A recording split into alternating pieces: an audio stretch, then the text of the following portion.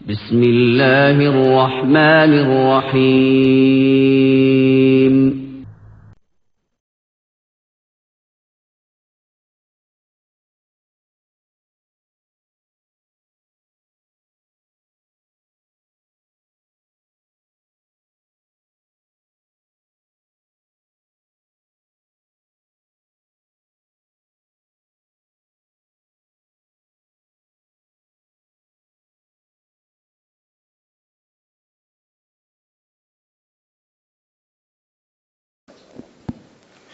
السلام عليكم ورحمة الله. الحمد لله رب العالمين والعاقبة للمتقين ولا عدوان إلا على الظالمين. أعوذ بالله السميع العليم من الشيطان الرجيم. يا أيها الذين آمنوا اتقوا الله حق تقاته ولا تموتن إلا وأنتم مسلمون. بسم الله الرحمن الرحيم. هو الذي أرسل رسوله بالهدى ودين الحق ليظهره على الدين كله ولو كره المشركون. സ്നേഹാദരണീയരായ സത്യവിശ്വാസികളെ, വിശ്വാസിനികളെ, സൃഷ്ടാവും സംരക്ഷകനുമായ അള്ളാഹുവിൻ്റെ കൽപ്പനാ നിർദ്ദേശങ്ങൾ അനുസരിച്ച് ജീവിതം പരമാവധി വിമലീകരിക്കണമേ എന്ന് ഉണർത്തുകയാണ്. അള്ളാഹു അനുഗ്രഹിക്കുമാറാകട്ടെ. ഇന്നത്തെ നമ്മുടെ വിഷയം മുഹമ്മദ് നബി സല്ലല്ലാഹു അലൈഹി വസല്ലമയും യുക്തിവാദികളും. വളരെ ഗൗരവമായി മുഹമ്മദ് മുസ്തഫ സല്ലല്ലാഹു അലൈഹി വസല്ലമയുടെ അനുയായികൾ എന്ന നിലയിൽ പ്രവാചകനെ സ്വന്തം ജീവനേക്കാളേറെ സ്നേഹിക്കാൻ വിധിക്കപ്പെട്ടവരെന്ന നിലയിൽ നമ്മുടെ ഇഷ്ട പ്രവാചകനെതിരെ ശക്തമായ വിമർശനങ്ങളും ആരോപണങ്ങളും സത്യത്തിൻ്റെ ശത്രുക്കൾ എയ്തുവിടുമ്പോൾ അതിൻ്റെ കാമ്പും എന്തുകൊണ്ട് തുടങ്ങിയ വളരെ പ്രസക്തമായ ചിന്തകൾക്ക് മറുപടി നമുക്കുണ്ടാവണം. തെറ്റിദ്ധരിപ്പിക്കപ്പെട്ട മനസ്സുകളിൽ വിശുദ്ധ ഖുർആനും സുന്നത്തും ഉദ്ധരിച്ചുകൊണ്ട് ആ തെറ്റിദ്ധാരണകളെ നീക്കാനും വിശ്വാസികളായ നാം പരമാവധി പരിശ്രമിക്കണം. നമുക്കറിയാം, മനുഷ്യരായ നമ്മെ സംബന്ധിച്ചിടത്തോളം ലോകത്ത് അള്ളാഹു സൃഷ്ടിച്ച സൃഷ്ടിവർഗങ്ങളിൽ സവിശേഷത നമുക്കുണ്ട്. നമ്മളാക്കുന്നത് നമ്മുടെ യുക്തിയും ബുദ്ധിയുമാണ്. പക്ഷേ നമ്മുടെ യുക്തിയുടെ പരിധികളെ, പരിമിതികളെ തിരിച്ചറിയാൻ കഴിയേണ്ടതുണ്ട് ഒരാൾക്ക്. എങ്കിലാണ് സട്ടാവായ പടച്ചതമ്പുരാനെ അറിയാനും അവന് പൂർണ്ണമായി സ്വന്തത്തെ വിനയമുള്ളവനായി സമർപ്പിക്കാൻ കഴിയുകയുള്ളൂ. അതേസമയം നൽകപ്പെട്ട അറിവുകളുടെ പേരിൽ, നൽകപ്പെട്ട കേവല യുക്തിയുടെ പരിമിതിയിൽ നിന്നുകൊണ്ട് അള്ളാഹുവിൻ്റെ യുക്തിയെയും അള്ളാഹുവിൻ്റെ അസ്തിത്വത്തെയും ചോദ്യം ചെയ്യാനുള്ള ശ്രമമാണെങ്കിൽ അത് അഹങ്കാരമാണ്. അത് നിഷേധത്തിലേക്കും നാശത്തിനും നഷ്ടത്തിനുമാണ് കാരണമായി തീരുക. യുക്തിവാദികൾക്ക് സംഭവിക്കാനിരിക്കുന്നതും അത് തന്നെയാണ്.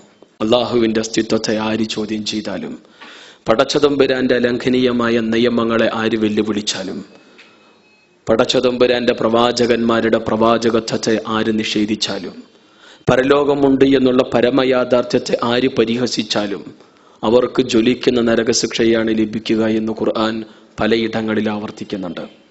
അതുകൊണ്ട് തന്നെ നമ്മെ സംബന്ധിച്ചിടത്തോളം നമ്മുടെ പ്രബോധിതരാണ് ലോകത്തുള്ള എല്ലാ യുക്തിവാദികളും, ഇസ്ലാമിൻ്റെ വിമർശകരും, ഓറിയന്റലിസ്റ്റുകളും, വർഗീയ ഫാസിസ്റ്റുകളും എല്ലാവരും.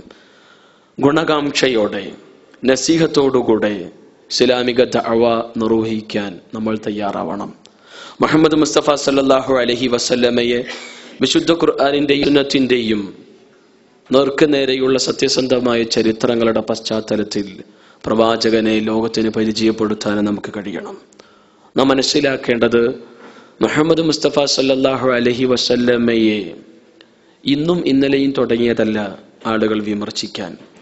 മുഹമ്മദ് മുസ്തഫ സല്ലല്ലാഹു അലൈഹി വസല്ലമക്കെതിരെ ആരോപണങ്ങൾ ഉന്നയിക്കാൻ തുടങ്ങിയിട്ട്, ശക്തമായ വിമർശനങ്ങൾ ഉന്നയിക്കാൻ തുടങ്ങിയിട്ട് നൂറ്റാണ്ടുകളായി, കുറേയധികം വർഷങ്ങളായി. വിശുദ്ധ ഖുർആൻ പല ആരോപണങ്ങൾക്കും വിമർശനങ്ങൾക്കും നല്ല ചുട്ട മറുപടി നൽകിയിട്ടുണ്ട്. വിശുദ്ധ ഖുർആൻ ഇന്നും മറുപടി നൽകിക്കൊണ്ടിരിക്കുകയും ചെയ്യുന്നുണ്ട്. ഇസ്ലാമിക ലോകത്തെ പ്രമുഖരായ പണ്ഡിതന്മാരെല്ലാം മുഹമ്മദ് മുസ്തഫ സല്ലല്ലാഹു അലൈഹി വസല്ലമയ്ക്കെതിരെയുള്ള വിമർശനങ്ങൾക്ക് വിശദീകരണവും മറുപടിയും നൽകിയിട്ടുണ്ട്. പ്രവാചകന്റെ സുന്നത്തിന്റെ അടിസ്ഥാനത്തിൽ, നേർക്കുനേരെയുള്ള ഖുർആന്റെ വചനങ്ങളുടെ അടിസ്ഥാനത്തിൽ. അതുകൊണ്ട് തന്നെ മുഹമ്മദ് മുസ്തഫ സല്ലല്ലാഹു അലൈഹി വസല്ലമയെ നമ്മൾ അറിയണം. ആരാണ് പ്രവാചക തിരുമേനി സല്ലല്ലാഹു അലൈഹി വസല്ലം? ലോകത്തിലേക്ക് കടന്നു വന്ന അന്തിമ പ്രവാചകനായി, ലോകത്തുള്ള സകല മനുഷ്യർക്കും മാർഗദർശനവുമായി കടന്നു വന്ന പ്രവാചകനായി കൊണ്ടാണ് ഖുർആൻ മുഹമ്മദ് മുസ്തഫ സല്ലല്ലാഹു അലൈഹി വസല്ലമയെ പരിചയപ്പെടുത്തുന്നത്. അതേസമയം ഈസാ അലൈഹി സ്വലാത്തു വസ്സലാമയാകട്ടെ, മൂസാ അലൈഹി സ്വലാത്തു വസ്സലാമയാകട്ടെ, അവരെല്ലാവരും ഒരു പ്രത്യേക പ്രദേശത്തിലേക്കോ പ്രത്യേക ഗോത്രങ്ങളിലേക്കോ പ്രത്യേക സമൂഹങ്ങളിലേക്കോ മാത്രം നിയോഗിക്കപ്പെട്ട പ്രവാചകന്മാരായിരുന്നു. പക്ഷേ മുഹമ്മദ് മുസ്തഫ സല്ലല്ലാഹു അലൈഹി വസല്ലമയെ സംബന്ധിച്ചിടത്തോളം ഖുർആൻ 34-ാം അധ്യായം സൂറത്ത് സബഇന്റെ 28-ാമത്തെ വചനത്തിൽ പറഞ്ഞത് ഒമാ അർസൽനാക ഇല്ലാ കാഫത്തൻ ലിന്നാസി ബശീറൻ വനദീറ വലകിന്ന അക്സറന്നാസി ലാ യഅലമൂൻ. ലോകത്തിലുള്ള സകല ജനങ്ങൾക്കും സത്യത്തെക്കുറിച്ചുള്ള സന്തോഷ വാർത്തയും സ്വർഗത്തെക്കുറിച്ചുള്ള സന്തോഷ വാർത്തയും നരകത്തെക്കുറിച്ചുള്ള ശക്തമായ താക്കീത് നൽകുന്നതിന് വേണ്ടിയാണ് താങ്കളെ നാം നിയോഗിച്ചിട്ടുള്ളത്. പക്ഷേ ഖേദകരം എന്ന് പറയട്ടെ, ജനങ്ങളിൽ മഹാഭൂരിപക്ഷവും ഈ യാഥാർത്ഥ്യം തിരിച്ചറിയുന്നില്ല. ഇക്കാര്യം ഖുർആൻ പറയുന്നു. അതേ പ്രവാചകനെ കുറിച്ച് ഖുർആൻ 21-ാം അധ്യായം സൂറത്തുൽ അംബിയയിലെ 107-ാമത്തെ വചനത്തിലൂടെ പറഞ്ഞത് വമാ അർസൽനാക ഇല്ലാ റഹ്മതൻ ലിൽ ആലമീൻ. ലോകത്തിന് കാരുണ്യമായി കൊണ്ടാണ് മുഹമ്മദ് മുസ്തഫ സല്ലല്ലാഹു അലൈഹി വസല്ലമയെ നാം നിയോഗിച്ചിട്ടുള്ളത് എന്ന്.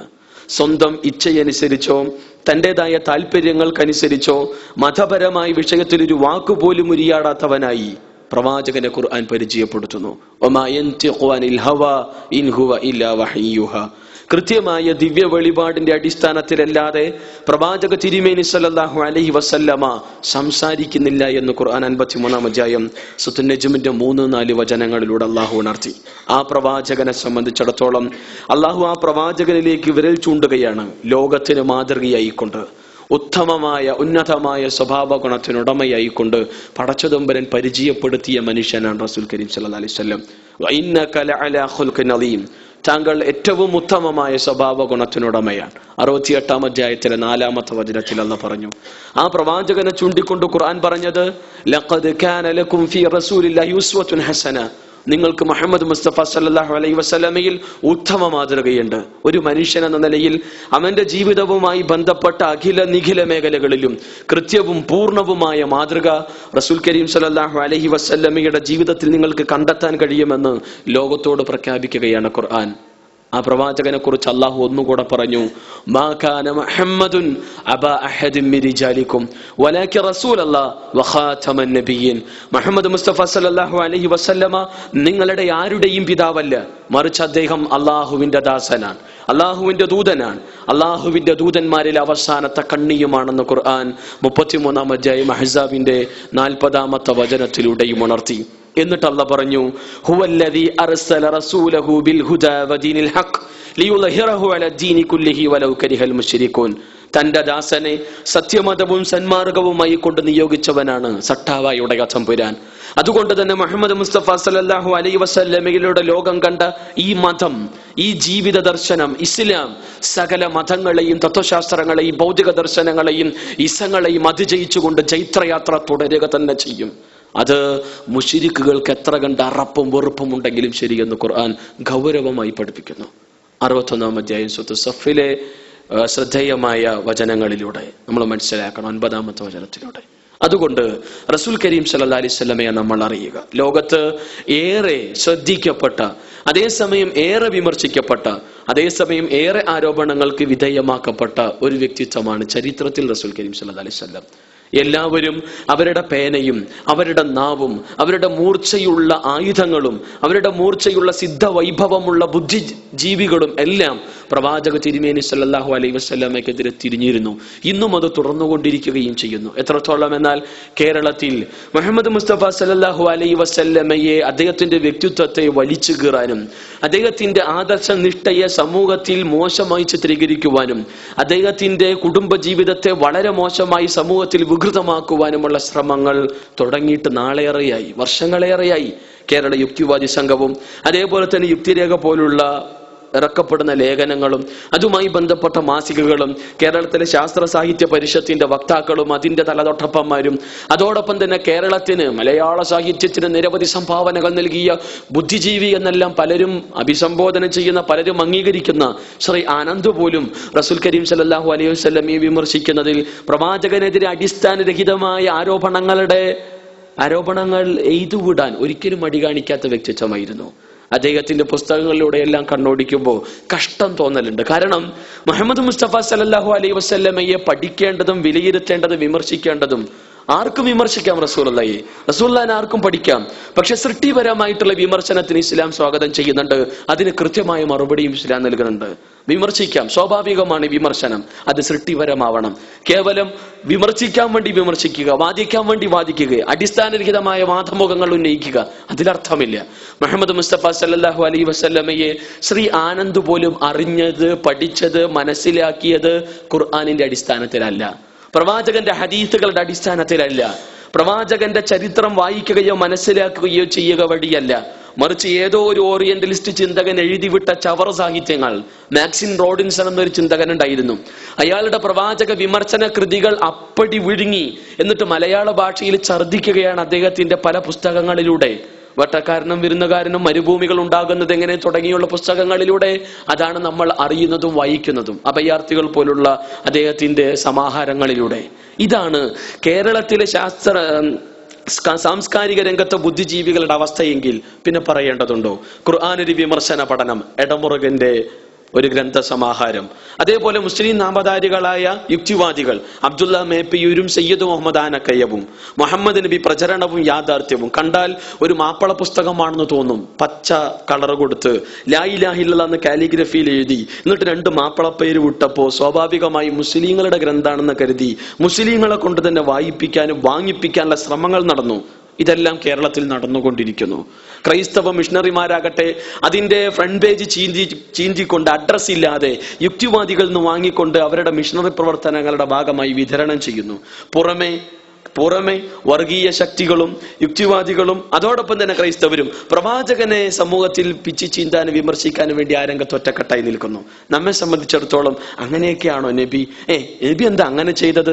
റസൂൽ കരീം സല്ലല്ലാഹു അലൈഹി വസല്ലം അങ്ങനെ ആയിരുന്നോ എന്നുപോലും മുസ്ലിങ്ങളുടെ മനസ്സിൽ തോന്നുമാറുള്ള ലേഖനങ്ങളും വാക്കസർത്തുകളും വാക്ചാരുതകളും ഉള്ള പ്രസംഗങ്ങളും കേരളത്തിൽ ലോകത്തിന്റെ പലയിടത്തും നടന്നുകൊണ്ടിരിക്കുകയും ചെയ്യുന്നുണ്ട്. ഇവിടെ നമ്മൾ മനസ്സിലാക്കണം ഇതിന്റെ എല്ലാം യാഥാർത്ഥ്യം എന്താണ്. നമുക്കറിയാം, വർഷങ്ങൾക്ക് മുമ്പ് തന്നെ ഗീബർദെ കഷാങ് എന്ന ഒരു ചിന്തകൻ എഴുതി മുഹമ്മദ് മുസ്തഫ സല്ലല്ലാഹു അലൈഹി വസല്ലമയെ കുറിച്ച് മുഹമ്മദ് നബി അമിതമായ മദ്യപാനം മൂലമാണ് റസൂലുള്ളാഹി മരണപ്പെട്ടത്. എന്തുമാത്രം വിഡിത്തമാണ് അയാൾ റസൂലുള്ളാഹി സ്വല്ലല്ലാഹു അലൈഹി വസല്ലമയെ കുറിച്ച് പറഞ്ഞത്.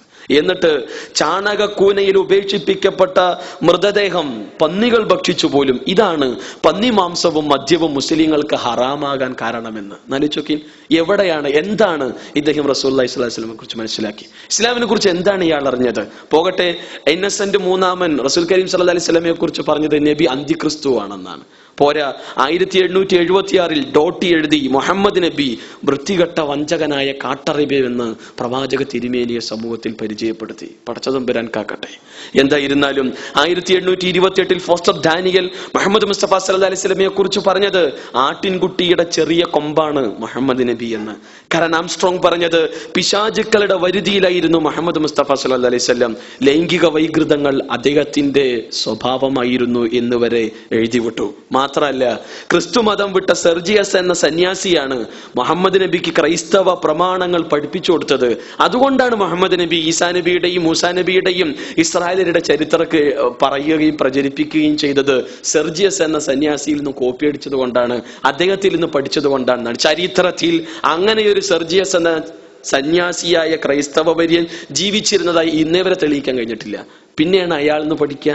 ഇങ്ങനെ പ്രവാചക തിരുമേനി സല്ലല്ലാഹു അലൈഹി വസല്ലമയെ കുറിച്ചുള്ള Muhammad a western attempt to understand എന്നുള്ള ഗ്രന്ഥത്തിൽ 1992 അത് പുനഃപ്രസിദ്ധീകരണം നടത്തി.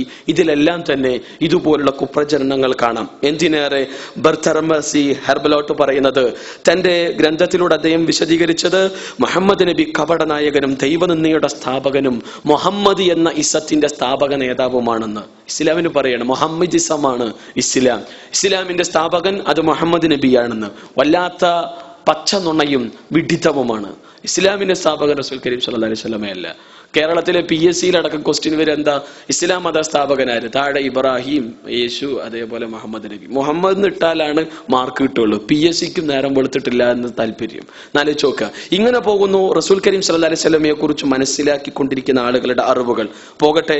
സൈമൺ ഹോക്ലി റസൂൽ കരീം സല്ലല്ലാഹു അലൈഹി വസല്ലമയെ കുറിച്ച് എഴുതിയത്, അദ്ദേഹം അതിസൂത്രശാലിയായ വ്യക്തിത്വമായിരുന്നു. ഉത്കൃഷ്ട ഗുണങ്ങൾക്ക് വേണ്ടി നിലകൊള്ളുന്നുവെന്ന് പ്രത്യക്ഷത്തിൽ തോന്നിപ്പിച്ചുകൊണ്ട് ആർത്തിയും ലൈംഗികാസക്തിയും നിറഞ്ഞ ആത്മാവോടുകൂടെയാണ് മുഹമ്മദ് നബി ജീവിച്ചത് എന്ന്. ഇങ്ങനെയെല്ലാം മുഹമ്മദ് നബിയെ കുറിച്ച് വളരെ മോശമായ തോന്നിവാസങ്ങളും ഇത്തരം വാക്കുകളും എഴുതിക്കൊണ്ട് പ്രചരിപ്പിക്കുന്ന ഒരവസ്ഥ. മാത്രമല്ല, ഈ അടുത്ത കാലത്ത് ഇറങ്ങിയ യുക്തിവാദി സാഹിത്യങ്ങൾ, ഇപ്പൊ ഇറങ്ങിക്കൊണ്ടിരിക്കുന്ന യുക്തിവാദി വാരികകൾ, മാസികകളെല്ലാം കാണാം മുഹമ്മദ് മുസ്തഫ സല്ലല്ലാഹു അലൈഹി വസല്ലമക്ക് ഭ്രാന്താണ്. പ്രവാചക തിരുമേനി സല്ലല്ലാഹു അലൈഹി വസല്ലമക്ക് ഉന്മാദ രോഗമുണ്ട്, സ്കിസോഫ്രേനിയ ഉണ്ടെന്ന്. എന്താണ് ഈ ഉന്മാദ രോഗം?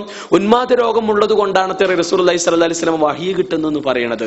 യഥാർത്ഥത്തിൽ വഹി എന്നുള്ള സംഭവമേ ഇല്ല, മറിച്ച് പ്രവാചകന്റെ രോഗത്തിന്റെ ലക്ഷണമാണത്, കേവലം തോന്നലുകളാണത് എന്ന്. എന്നാൽ നമ്മൾ മനസ്സിലാക്കണം, ഇന്ന് ഏതൊരു രോഗം ഉണ്ടാവുമ്പോഴും സ്വാഭാവികമായും അതിന് ചില രോഗലക്ഷണങ്ങൾ ഉണ്ടാവും. എയ്ഡ്സ് ആണെങ്കിലും ക്യാൻസർ ആണെങ്കിലും ബ്ലഡ് ക്യാൻസർ ആണെങ്കിലും എന്തിനാണെങ്കിലും അതിന് നിശ്ചിതമായ രോഗലക്ഷണങ്ങൾ ഉണ്ടാവും.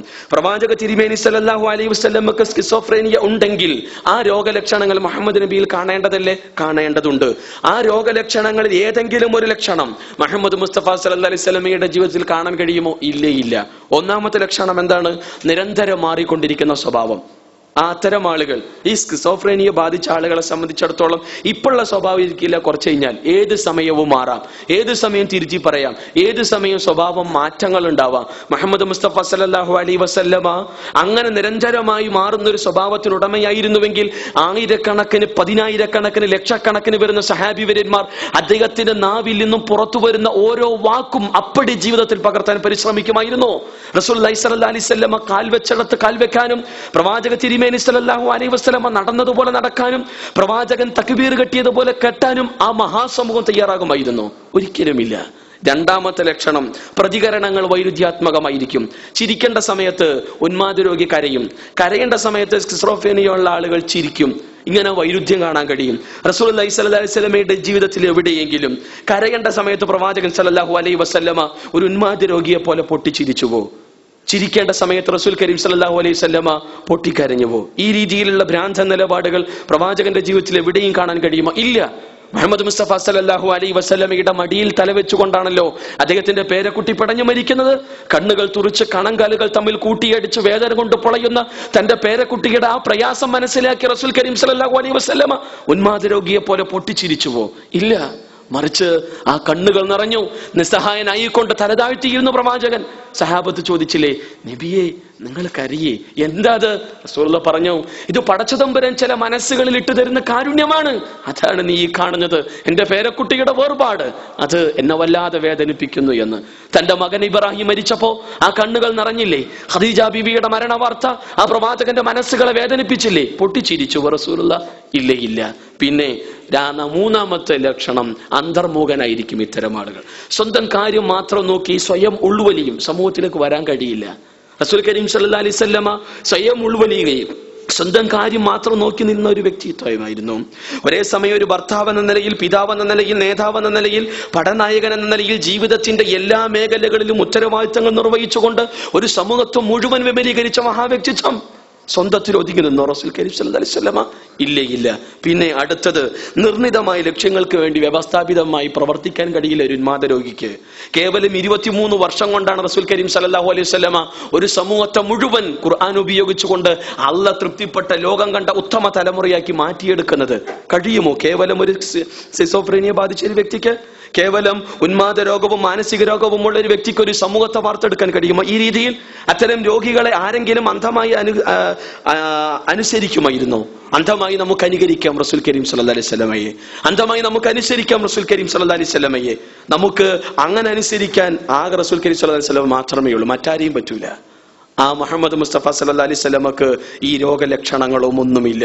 മറിച്ച് റസൂൽ കരീം സല്ലല്ലാഹു അലൈഹി വസല്ലമയെ കുറിച്ച് അല്ലാഹു പറയുന്നത് ലഖദ് ജാഅക്കും റസൂലുൻ മിൻ അൻഫുസിക്കും അസീസുൻ അലൈഹി മാ അനിതും ഹരീസുൻ അലൈക്കും ബിൽ മുഅ്മിനീന റഊഫുർ റഹീം.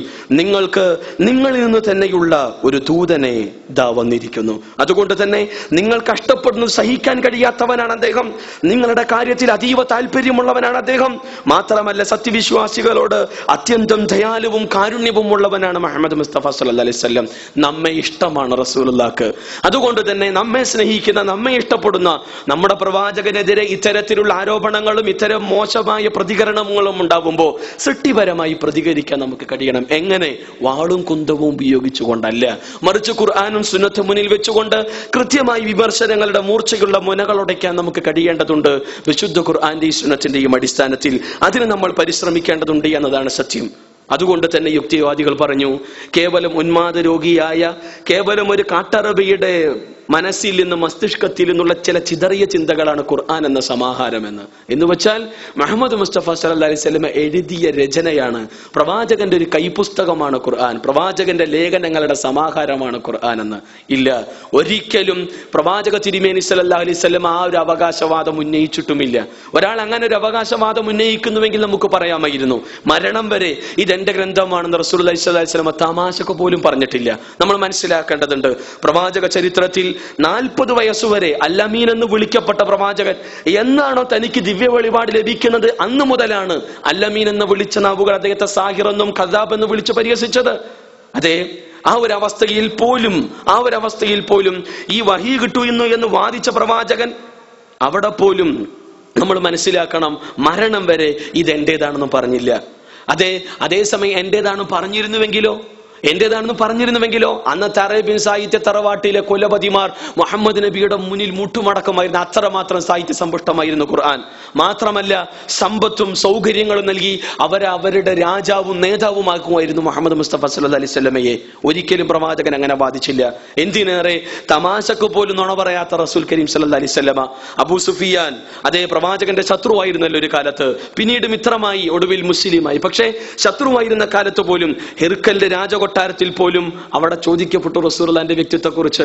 അബൂ സുഫിയാൻ പറഞ്ഞു, ജീവിതത്തിൽ ഒരിക്കൽ പോലും തമാശക്ക് പോലും നുണ പറയാത്ത ഞങ്ങളുടെ അല്ലമീൻ തന്നെയാണ് മുഹമ്മദ് നബി. ആ വിഷയത്തിൽ സ്വന്തം വ്യക്തിപരമായ കാര്യത്തിൽ പോലും നുണ പറയാത്തൊരു വ്യക്തി ദൈവത്തിന്റെ പേരിൽ നുണ പറയുമെന്നാണോ നിങ്ങളുടെ വിശ്വാസം എന്ന് ഹിർക്കൽ തിരിച്ചു ചോദിക്കുന്നു അബൂ സുഫിയാനോട്. ഉത്തരം നൽകാൻ കഴിയാനില്ല, മിണ്ടാതെ തലതാഴ്ത്തി നിന്നു. അതേ, ആ മുഹമ്മദ് മുസ്തഫ സല്ലല്ലാഹു അലൈഹി വസല്ലമയുടെ ഗ്രന്ഥമോ അദ്ദേഹം എഴുതിയതോ അല്ല ഖുർആൻ. മാത്രമല്ല അദ്ദേഹത്തിന്റെ ചില നടപടിക്രമങ്ങളെ തന്നെ വിശുദ്ധ ഖുർആൻ വിമർശിക്കുന്നില്ലേ?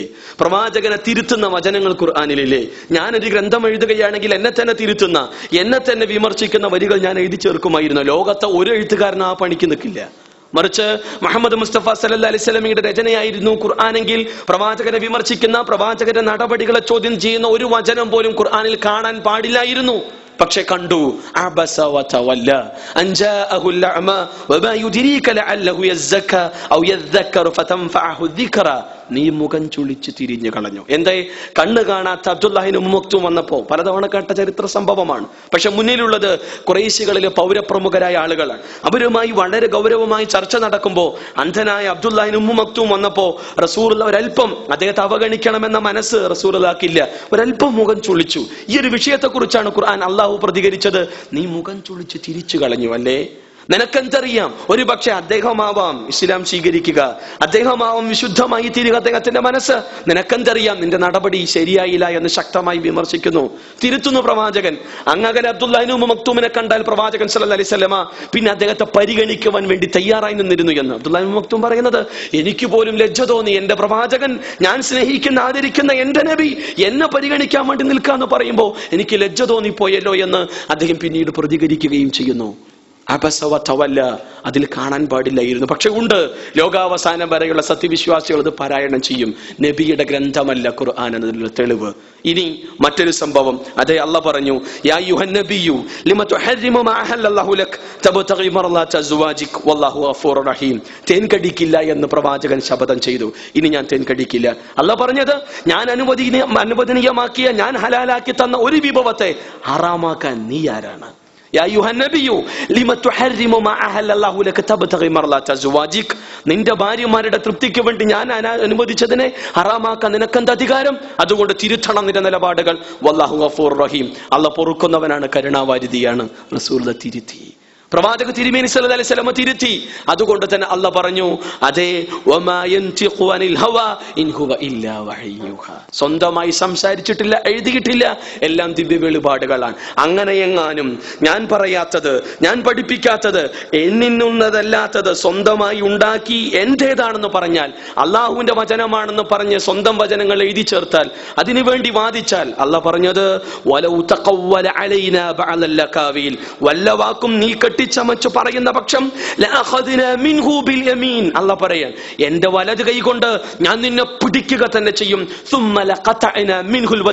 നിന്റെ ജീവനാടി ഞാൻ ഛേദിച്ചു കളയുമെന്ന്, കൊന്നുകളയുമെന്നാണ് അല്ലാഹ് പറയുന്നത്. ആരോട്? മുഹമ്മദ് മുസ്തഫ സല്ലല്ലാഹു അലൈഹി വസല്ലമയോട്.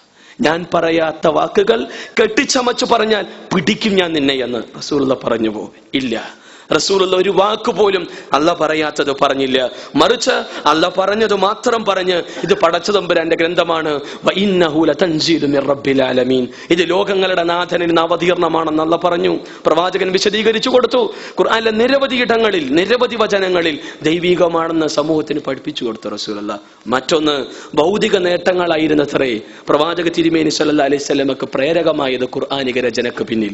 എന്ത് നേട്ടമാണ് മുഹമ്മദ് നബി നബിയായതിനു ശേഷം നബിക്ക് ഉണ്ടായത്? 25 വയസ്സ് വരെ കച്ചവടങ്ങൾ നടത്തി ജീവിച്ചു. 25 വയസ്സിന് ശേഷവും കച്ചവടം നടത്തിയിരുന്നു. ഖദീജ ബീവിയുടെ കച്ചവട സ്വത്തുക്കളുമായി പലയിടങ്ങളിൽ പോയി കച്ചവടം നടത്തി തിരിച്ചു വന്നിരുന്നു. എന്ത് ഭൗതികമായ നേട്ടമാണ് റസൂലുള്ളാഹ് നേടിയത്? സാധാരണക്കാരനായ ഒരു കച്ചവടക്കാരൻ, ആ മക്കയിൽ അറിയപ്പെടുന്ന ഒരു വ്യാപാരിയുടെ, ഖദീജ ബീവിയുടെ കൂടെ കുറച്ചു കാലം ജോലി ചെയ്തിരുന്നു. ഒടുവിൽ അവരെ ഭാര്യയായി സ്വീകരിച്ചു. അതിനുശേഷം എന്തു മഹാനേട്ടമാണ് സമ്പത്ത് റസൂലുള്ളാഹി സ്വല്ലല്ലാഹു അലൈഹി വസല്ലമക്ക് ഉണ്ടായിരുന്നു? ഇല്ല. ആയിഷ ബീവി പറയുന്നത്, 1, 2, 3 മാസങ്ങൾ ഞങ്ങളുടെ വീട്ടിലെ അടുപ്പുകൾ പുകഞ്ഞിരുന്നില്ല. എന്നിട്ട് നമ്മുടെ ഉമ്മ പ്രതികരിക്കുന്നത്, ഞാൻ ഇരുട്ടിൽ വീട്ടുജോലികൾ ചെയ്യുമായിരുന്നു. സഹാബത്ത് ചോദിച്ചു, വിളക്ക് കത്തിച്ചൂടെ, എന്നിട്ട് ജോലി ചെയ്താൽ പോരെ?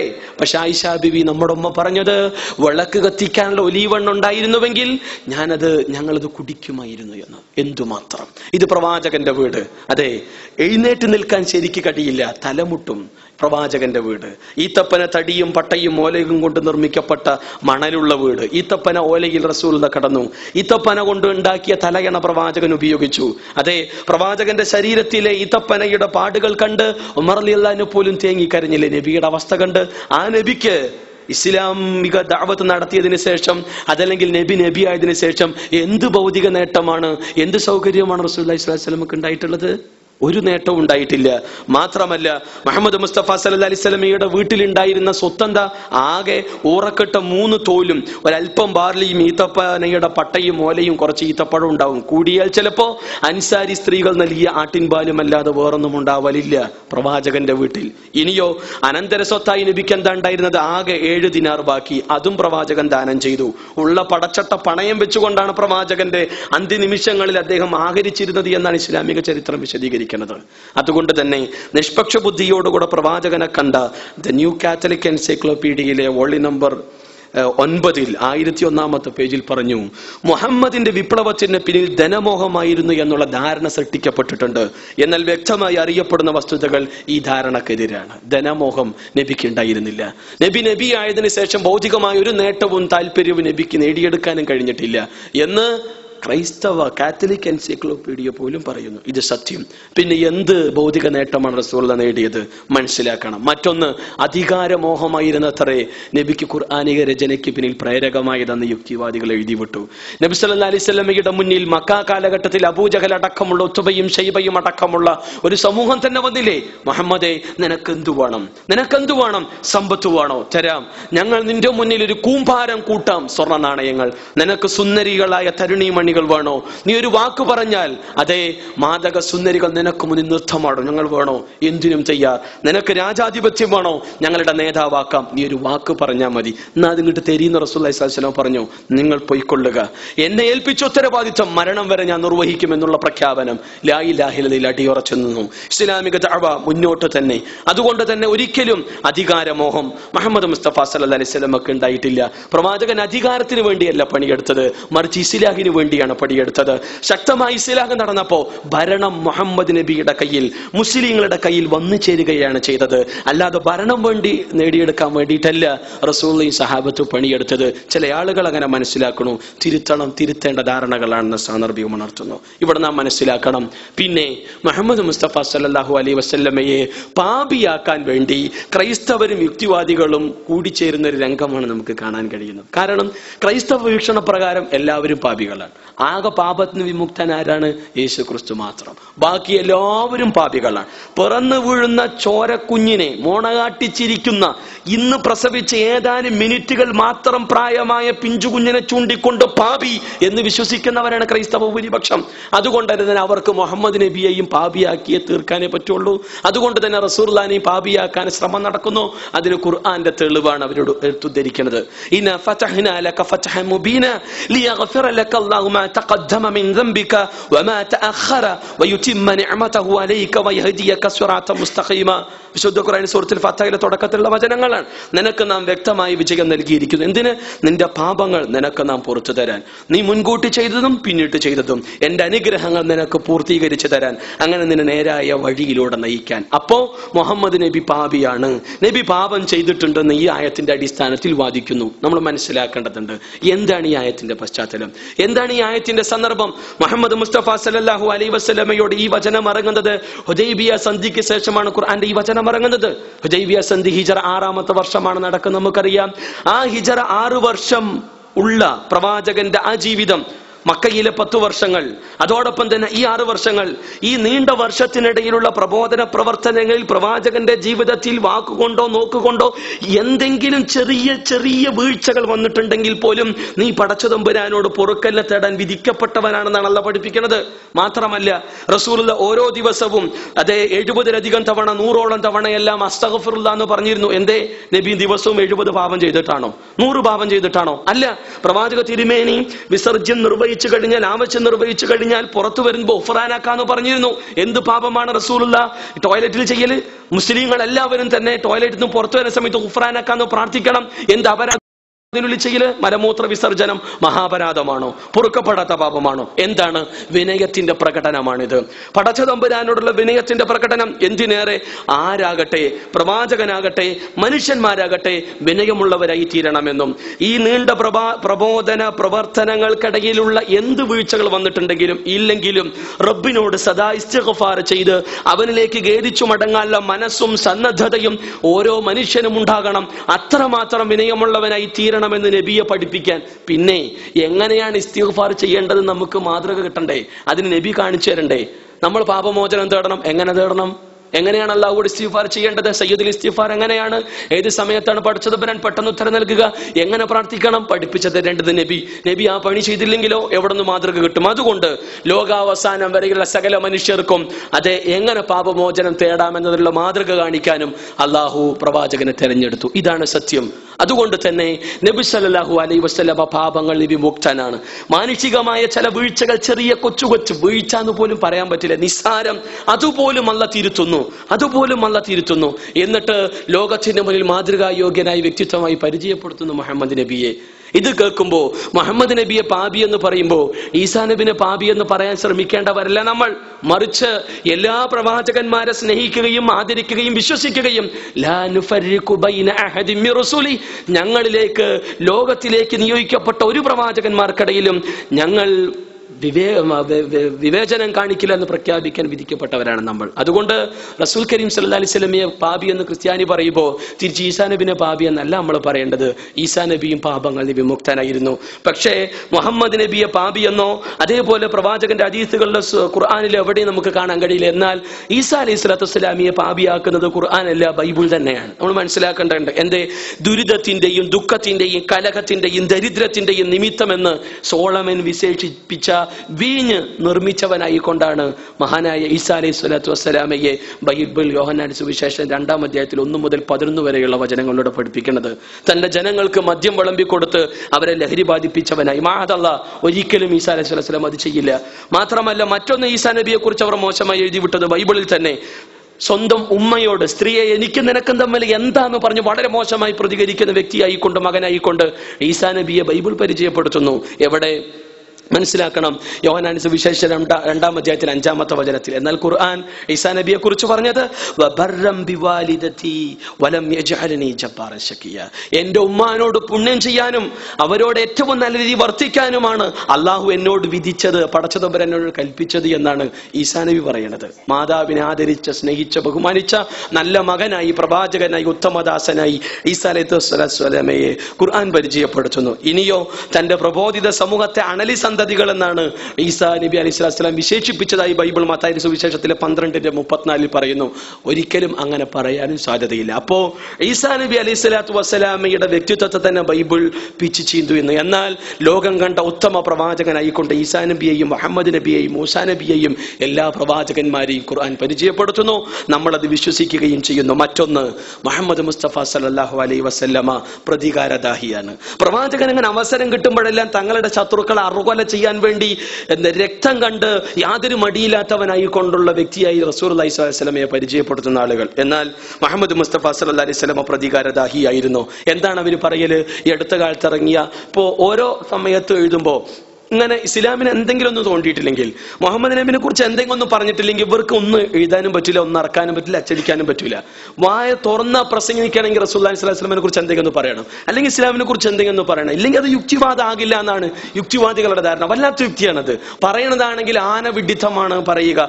മര്യാദക്കൊന്നും ഖുർആൻ വായിക്കില്ല, മര്യാദക്കൊന്നും റസൂലുള്ളാഹിന്റെ ഹദീസ് വായിക്കില്ല, നേർക്ക് നേരെ സത്യസന്ധമായി ചരിത്രത്തെ മനസ്സിലാക്കില്ല. ആരെങ്കിലും എന്തെങ്കിലും എഴുതിവിട്ട ചവറുകൾ സ്വന്തം വകയായിട്ട് അങ്ങോട്ട് പ്രചരിപ്പിക്കുക, എന്നിട്ട് താൻ വലിയ ബുദ്ധിജീവിയും യുക്തിവാദിയാണെന്നുള്ള ഒരവസ്ഥയിൽ നിലനിൽക്കുകയും ചെയ്യുക. തിരുത്താൻ വേണ്ടി എഴുതിയാലും കത്തെഴുതിയാലും ഫോൺ ചെയ്ത് പറഞ്ഞാലും തിരുത്തൂല്ല. വല്ലാത്ത യുക്തിയും വല്ലാത്ത വാദങ്ങളുമാണ് ഇത് എന്ന് നമുക്ക് മനസ്സിലാക്കാൻ കഴിയേണ്ടത്.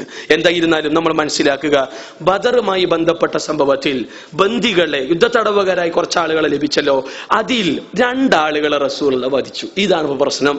അതുകൊണ്ട് പ്രവാചകൻ പ്രതികാരദാഹി എന്ന്. എത്ര ആളുകളെ മൊത്തം കിട്ടിയത് നമ്മൾ മനസ്സിലാക്കേണ്ടതുണ്ട്. അതെ, ഈ ബദർ യുദ്ധവുമായി ബന്ധപ്പെട്ട് 50 ബന്ദികളെ കിട്ടി, 48 ആളുകളെയും വെറുതെ വിട്ടു. അല്ലേ? 2 ആളുകളെ കൊന്നു. ഒന്ന് ഉഖബയെയും നളർ ബിൻ ഹാരിസിനെയും. കാരണം അവരെ ജീവിക്കാൻ അനുവദിച്ചാൽ ഇസ്ലാമിന് ഇതിനേക്കാൾ മഹാനഷ്ടവും നാശവും ഉണ്ടാക്കും. യാതൊരു രക്ഷയില്ലാത്തൊരു സാഹചര്യത്തിലാണ് അവരെ വധശിക്ഷയ്ക്ക് വിധേയമാക്കിയത്. ബാക്കി എല്ലാവരെയും വെറുതെ വിട്ടു. അതാരും കാണുന്നില്ല. മറിച്ച് ഈ സംഭവത്തെ മാത്രം ചുഴിഞ്ഞന്വേഷിക്കുന്നു. അങ്ങനെ ചെയ്തില്ലായിരുന്നുവെങ്കിൽ എന്തുമാത്രം നാശം മുസ്ലിം സമൂഹത്തിന്, മുസ്ലിങ്ങൾക്ക് മൊത്തത്തിൽ അവർ ഉണ്ടാക്കി തീർക്കുമായിരുന്നു. അതുകൊണ്ട് തന്നെ ഒരു പ്രത്യേക സാഹചര്യത്തിൽ മാത്രമാണ് അത്തരമൊരു നടപടി ക്രമം സ്വീകരിച്ചത്. ഇനി നമ്മൾ മനസ്സിലാക്കേണ്ടതുണ്ട്. അതോടൊപ്പം തന്നെ ഇപ്പൊ പറയലുണ്ടല്ലോ, റസൂലുള്ളാഹി സ്വല്ലല്ലാഹു അലൈഹി വസല്ലമക്ക് അധികാരം കിട്ടി. അപ്പൊ പ്രവാചകൻ സ്വല്ലല്ലാഹു അലൈഹി വസല്ലമക്ക് പ്രവാചകൻ ശത്രുക്കൾക്കെതിരെ എന്ത് നിലപാട് സ്വീകരിച്ചു? അതേ പറയുന്ന ഈ യുക്തിവാദികളുടെ തലതൊട്ടപ്പന്മാർക്ക് റഷ്യയിൽ അധികാരവും ഭരണവും കിട്ടിയപ്പോ ഇവരെന്താ ചെയ്തത്? 1917 ഒക്ടോബർ വിപ്ലവത്തെ തുടർന്ന് അന്നത്തെ റഷ്യയിലെ രാജാവായ ജോർജ് സെക്കൻഡ് നിക്കോൾസനെയും അദ്ദേഹത്തിന്റെ കുടുംബത്തെയും ഇവർ അറുകൊല ചെയ്തില്ലേ? എങ്ങനെ? 14 വയസ്സ് മാത്രം പ്രായമായ ഹീമോപീലിയ ബാധിച്ച അദ്ദേഹത്തിന്റെ മകനായ അലക്സിസിനെയും അദ്ദേഹത്തിന്റെ ഭാര്യ അലക്സാൻഡ്രിയയെയും അദ്ദേഹത്തിന്റെ സഹോദരിമാരെയും സഹോദരങ്ങളെയും അദ്ദേഹത്തിന്റെ വീട്ടിലെ ഫാമിലി ഡോക്ടറിനെയും സെർവന്റിനെയും എല്ലാം നിരനിരയായി നിർത്തിക്കൊണ്ട് അന്നത്തെ വിപ്ലവകാരികൾ, യുക്തിവാദികളും നിരീശ്വരവാദികളും ചില ഇസത്തിന്റെ വക്താക്കളും അവരുടെ നെഞ്ചി ലക്ഷ്യമിട്ട് കാഞ്ചി വലിച്ച് അവരെ അറുകൊല ചെയ്തു. എന്നിട്ടും അവരോടുള്ള പ്രതികാരം തീരാതെ, അരിശം തീരാതെ ഇവരെന്ത് ചെയ്തു? അതിൽ നിന്ന് വെടിയുണ്ട ഏൽക്കാതെ രക്ഷപ്പെട്ട ഒരു വേലക്കാരി ഈ വിപ്ലവകാരികളുടെ കാലിൽ വീണുകൊണ്ട് എന്നെ രക്ഷിക്കണമേ എന്ന് അലമുറയിട്ട് കരഞ്ഞു. പക്ഷെ എന്ത് ചെയ്തു വരുന്നറിയുമോ? അവരെ തോക്കിന്റെ പിടിഭാഗം ഉപയോഗിച്ച് വളരെ ക്രൂരമായി മർദ്ദിക്കുകയും എന്നിട്ട് അവരുടെ ഗുഹ്യഭാഗത്ത് തോക്കിന്റെ കുഴൽ വെച്ചുകൊണ്ടാണ് അവരെ അറുകൊല ചെയ്തത്. അത്രമാത്രം മളച്ചം. എന്നിട്ടും ഒരു നിർത്തിയില്ല. ഈ മരിച്ചു കിടക്കുന്ന ഈ ജഡങ്ങളുടെ ശരീരത്തിലെ വസ്ത്രങ്ങളെല്ലാം കീറി മാറ്റി രക്തത്തിൽ കുതിർന്ന് അവരുടെ നഗ്നത കണ്ട് ആസ്വദിച്ചു ഈ വിപ്ലവകാരികൾ, ഈ യുക്തിവാദികളും പടച്ചോനില്ല എന്ന് പറയുന്ന കമ്മ്യൂണിസത്തിന്റെ വക്താക്കൾ. എന്നിട്ട് എന്ത് ചെയ്തു? കഷ്ണം കഷ്ണമായി നുറുക്കി അവരുടെ ശരീരഭാഗങ്ങളെ. എന്നിട്ട് പഴയ പ്ലാസ്റ്റിക് ബാഗിലിട്ട് കിലോമീറ്ററുകൾ അപ്പുറത്തുള്ള പഴയ ഗൊനിയിൽ കൊണ്ട് വലിച്ചെറിഞ്ഞു. ഇതാ ഞങ്ങൾ വലിയൊരു മഹത്കർമ്മം ചെയ്തിരിക്കുന്നു എന്നുള്ള വിഷയം 1918 ജൂലൈ 17 ഈ സംഭവം കൊലയാളികൾ മോസ്കോയിലെ ക്രൈംലിൻ കൊട്ടാരത്തിൽ കഴിയുന്ന ലെനിനെ വിവരം അറിയിച്ചു. ഇതാണ് ഇവർക്ക് അധികാരം കിട്ടിയപ്പോ ഇവർ ചെയ്ത അട്ടഹാസവും തോന്നിവാസവും. അതേസമയം മുഹമ്മദ് മുസ്തഫ സല്ലല്ലാഹു അലൈഹി വസല്ലമക്ക് അധികാരം കിട്ടി. പ്രവാചക തിരുമേനി സല്ലല്ലാഹു അലൈഹി വസല്ലമയെ വധിക്കാൻ ശ്രമിച്ചവർ, പ്രവാചകന്റെ കൺമുന്നിൽ വെച്ച് പ്രവാചകന്റെ അനുയായികളെ നിഷ്കരണം വധിച്ചവർ, പ്രവാചക തിരുമേനി സല്ലല്ലാഹു അലൈഹി വസല്ലമയെ സ്നേഹിച്ച പ്രവാചകന്റെ അനുയായികളെ വളരെ ശക്തമായ മർദ്ദനങ്ങൾക്കും പീഡനങ്ങൾക്കും വിധേയമാക്കിയവർ അല്ലേ, താൻ ഇഷ്ടപ്പെട്ട പടച്ച തമ്പുരാന്റെ ഭവനത്തിൽ നിന്ന് ആട്ടിയോടിച്ചവർ അല്ലേ, അവരെ കയ്യിൽ കിട്ടി റസൂലുള്ളാഹിക്ക് മക്ക വിജയവേളയിൽ എന്ത് ചെയ്തു നബി? എല്ലാവരെയും മറുകൊല ചെയ്തുവോ? ഇല്ല. റസൂലുള്ളാഹി സ്വല്ലല്ലാഹി അലൈഹി വസല്ലം വെറുതെ വിട്ടു.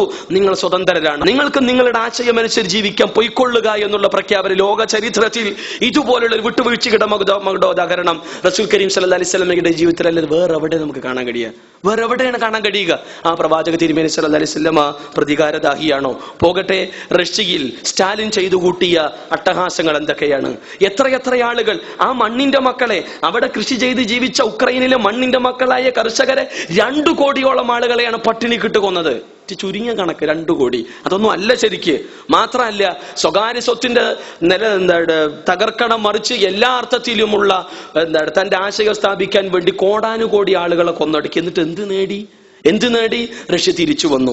ചൈന പണ്ടേ തിരിച്ചതുകൊണ്ടെന്ന് ചൈന നിലനിൽക്കുന്നു. ഇല്ലെങ്കിൽ പരാജയം സംഭരിക്കേണ്ടി വരുമായിരുന്നു. അതുകൊണ്ട് തന്നെ ഒരു ഇസം എന്ന നിലയിൽ ഇവർ മുന്നോട്ട് വെച്ച ഇസങ്ങൾക്ക് നിലനിൽപ്പ് പോലും കഴിഞ്ഞിട്ടില്ല. 70 കൊല്ലം പോലും തയ്ക്കാൻ കഴിഞ്ഞിട്ടില്ല. 1 നൂറ്റാണ്ടാകുമ്പോഴേക്കും ചരിത്രത്തിന്റെ ചവറ്റുകൊട്ടയിൽ അവ അന്തി ഉറങ്ങി എന്നത് വസ്തുത. അതുകൊണ്ട് തന്നെ മുഹമ്മദ് മുസ്തഫ സല്ലല്ലാഹു അലൈഹി വസല്ലമയെ വിമർശിക്കാനും പ്രവാചകന്റെ നടപടികളെ ചോദ്യം ചെയ്യാനും ഇതിന്റെ സംഘങ്ങൾക്കോ സംഘടനകൾക്കോ വ്യക്തികൾക്കോ ഇത്തരത്തിന്റെ ഇസത്തിന്റെ ആളുകൾക്കോ ഇസങ്ങൾക്കോ അധികാരം യോഗ്യത പോലുമില്ല എന്ന സത്യം. അതുകൊണ്ട് തന്നെ മുഹമ്മദ് മുസ്തഫ സല്ലല്ലാഹു അലൈഹി വസല്ലം വിട്ടുവീഴ്ചയുടെ മകുടോദാഹരണമാണ്. തന്റെ പിതൃവ്യന്റെ നെഞ്ച് കുത്തിക്കീറി അതിലുള്ള കരൾ കടിച്ചെടുത്ത് കാർക്കിച്ചു തുപ്പിയ റസൂലുള്ളാഹി സ്വല്ലല്ലാഹു അലൈഹി വസല്ലം അതുമാത്രം ക്രൂരകർമ്മം ചെയ്ത ഹിന്ദിന് പുറത്തു കൊടുത്തില്ലേ? അതിന് കൂട്ടുനിന്ന വഹിഷിക്ക് റസൂലുള്ള പുറത്തു കൊടുത്തില്ലേ? ആര് ചെയ്യും ഇതുപോലുള്ള വിട്ടുവീഴ്ച? പ്രവാചകനെ വധിക്കുവാൻ വേണ്ടി കടന്നു വന്ന സഫ്വാൻ ഇബ്നു ഉമയ്യ, അതേപോലെ തന്നെ ഉമൈർ ഇബ്നു വഹബ് മൂർച്ചയുള്ള വിഷം പുരട്ടിയ വാളുമായി വന്നു. പ്രവാചകൻ വിട്ടുവീഴ്ച നൽകിയില്ലേ? പുറത്തു കൊടുത്തില്ലേ അവർക്ക്? പ്രവാചകന്റെ ഭക്ഷണത്തിൽ വിഷം വളമ്പിയ ജൂത വനിതയെ പ്രവാചകൻ അറുകൊല ചെയ്തോ? ഇല്ല. അവരെ തിരിച്ചുവിട്ടു. നീ പൊയ്ക്കൊള്ളുക എന്ന് പറഞ്ഞു. പ്രവാചകന്റെ തലയിൽ ചപ്പുചവറകൾ ഇട്ട ജൂത വനിത രോഗിയായി കിടക്കുമ്പോ ആ മഹാപ്രവാചകൻ പോയി സന്ദർശിച്ചു. എങ്ങനെയുണ്ട് സുഖം, സമാധാനം ഉണ്ടോന്ന്? ഇത്രമാത്രം വിശാല മനസ്സിനുടമ. അതുകൊണ്ട് തന്നെ മുഹമ്മദ് മുസ്തഫ സല്ലല്ലാഹു അലൈഹി വസല്ലമ വിട്ടുവീഴ്ചയുടെ മകുടോദാഹരണമാണ്. അദ്ദേഹം പ്രതികാരദാഹിയല്ല, രക്തദാഹിയല്ല. മറിച്ച് റസൂലുള്ളാഹി പറഞ്ഞത് ഫീ കുല്ലി കബദിൻ റതബത്തിൻ അജ്ർ, പച്ചക്കരലുള്ള ജന്തുവിനോട് പോലും കരുണ കാണിക്കണം.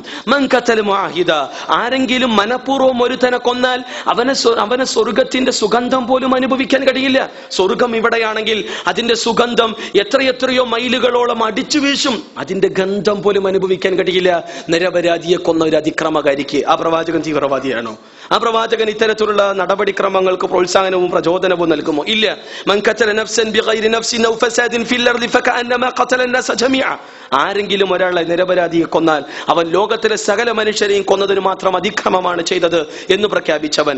വമൻ അഹ്യാഹ ഫകഅന്നമാ അഹ്യ അൻ-നാസ ജമീഅ, ആരെങ്കിലും ഒരുത്തന്റെ ജീവനെ സംരക്ഷിച്ചാൽ അവൻ ലോകത്തിലെ മുഴുവൻ ജനങ്ങളുടെയും ജീവൻ സംരക്ഷിച്ചതിന്റെ പുണ്യവും നേട്ടവും പ്രതിഫലവും അവനുണ്ട് എന്ന് പഠിപ്പിച്ചവനാണ് റസൂൽ കരീം സല്ലല്ലാഹു അലൈഹി വസല്ലം. അതുകൊണ്ട് തന്നെ ആ പ്രവാചകനെ നമ്മൾ മനസ്സിലാക്കേണ്ടതുണ്ട്. മറ്റൊന്ന്, പ്രവാചക തിരുമേനിയുടെ ഒരു വിവാഹമാണ് ഇവർക്കാകെ പ്രശ്നം. പ്രവാചകൻ കല്യാണം കഴിച്ച ഓരോ സംഭവവും ഇവർക്ക് പ്രശ്നമാണ്. അതിലാകെ അവർ എടുത്തു പറയുന്ന 2 സംഭവങ്ങളാണ്. ഒന്ന് സഫിയ ബീവിയുമായിട്ടുള്ള വിവാഹം, 2 സൈനബ റളിയല്ലാഹു അൻഹ ആയിട്ടുള്ള വിവാഹം. എന്താണ് സഫിയ ബീവിയുമായിട്ടുള്ള വിവാഹം? സഫിയ ബീവിയുമായിട്ടുള്ള വിവാഹത്തെ കുറിച്ച് ഇവർ പറഞ്ഞത് പട്ടാളക്കാരന്റെ കാവലിൽ നടന്നത് എന്ന് വെച്ചാൽ സഫിയ ബീവി നമ്മുടെ ഉമ്മ, മഹാത്തുൽ മുഅ്മിനീൻ, നമ്മളെ ഉമ്മയായി സ്നേഹിക്കേണ്ട ആദരിക്കേണ്ട നമ്മുടെ ഉമ്മാനെ കുറിച്ച്, നമ്മുടെ പ്രവാചകന്റെ ആദ്യരാത്രിയെ കുറിച്ച് ഇവർ എഴുതി വിട്ടത് പട്ടാളക്കാരന്റെ കാവലിൽ നടന്നത് ബലാത്സംഗമാണ് അതോ മധുവിധു ആഘോഷമാണോ? ഇത്തരം ബന്ധത്തിന് വിവാഹം എന്ന് പേര് പറയാമോ? എഴുതിയതാരാ? മുസ്ലിം നാമധാരികളായ 2 യുക്തിവാദികൾ, അബ്ദുള്ള മാപ്പിയൂരും സയ്യിദ് മുഹമ്മദ് ആനക്കയവും. പുസ്തകഭേദ് മുഹമ്മദ് നബി പ്രചരണവും യാഥാർത്ഥ്യവും, പേജ് നമ്പർ 219. അത് മൊത്തം ഉത്തരവാദിത്തം ഏറ്റെടുത്ത് യുക്തിവാദികൾ പ്രചരിപ്പിക്കുകയാണ്. ഇപ്പൊ മിഷണറിമാർ ഇത് വാങ്ങിച്ചിട്ട് അതിന്റെ പുറംചട്ട കീറിക്കൊണ്ട് അവരും വിതരണം ചെയ്തുകൊണ്ടിരിക്കുകയാണ്. മറുപടി നൽകണം നമ്മൾ. എന്താണ് ഈ സംഭവം? ഇത്രയേ ഉള്ളൂ. മറിച്ച് നമ്മൾ മനസ്സിലാക്കണം, റസൂലുള്ളാഹി സ്വല്ലല്ലാഹി അലൈഹി വസല്ലം മദീനയിൽ ജീവിക്കുന്ന സമയം ജൂതന്മാരെല്ലാം മുസ്ലിങ്ങളുടെ നാശത്തിന് വേണ്ടി പണിയെടുക്കുന്നു, കരാറുകൾ ലംഘിക്കുന്നു, പലതവണ ഉപദേശിക്കുന്നു. അപ്പോഴെല്ലാം തന്നെ ഉപദേശങ്ങളൊന്നും ഫലപ്പെടാതെ മുസ്ലിങ്ങളുടെ നാശത്തിന് വേണ്ടി ശ്രമിക്കുന്ന ഒരവസ്ഥ. അഹ്സാബ് യുദ്ധത്തിൽ മുസ്ലിങ്ങൾക്കെതിരെ തിരിയുന്നു.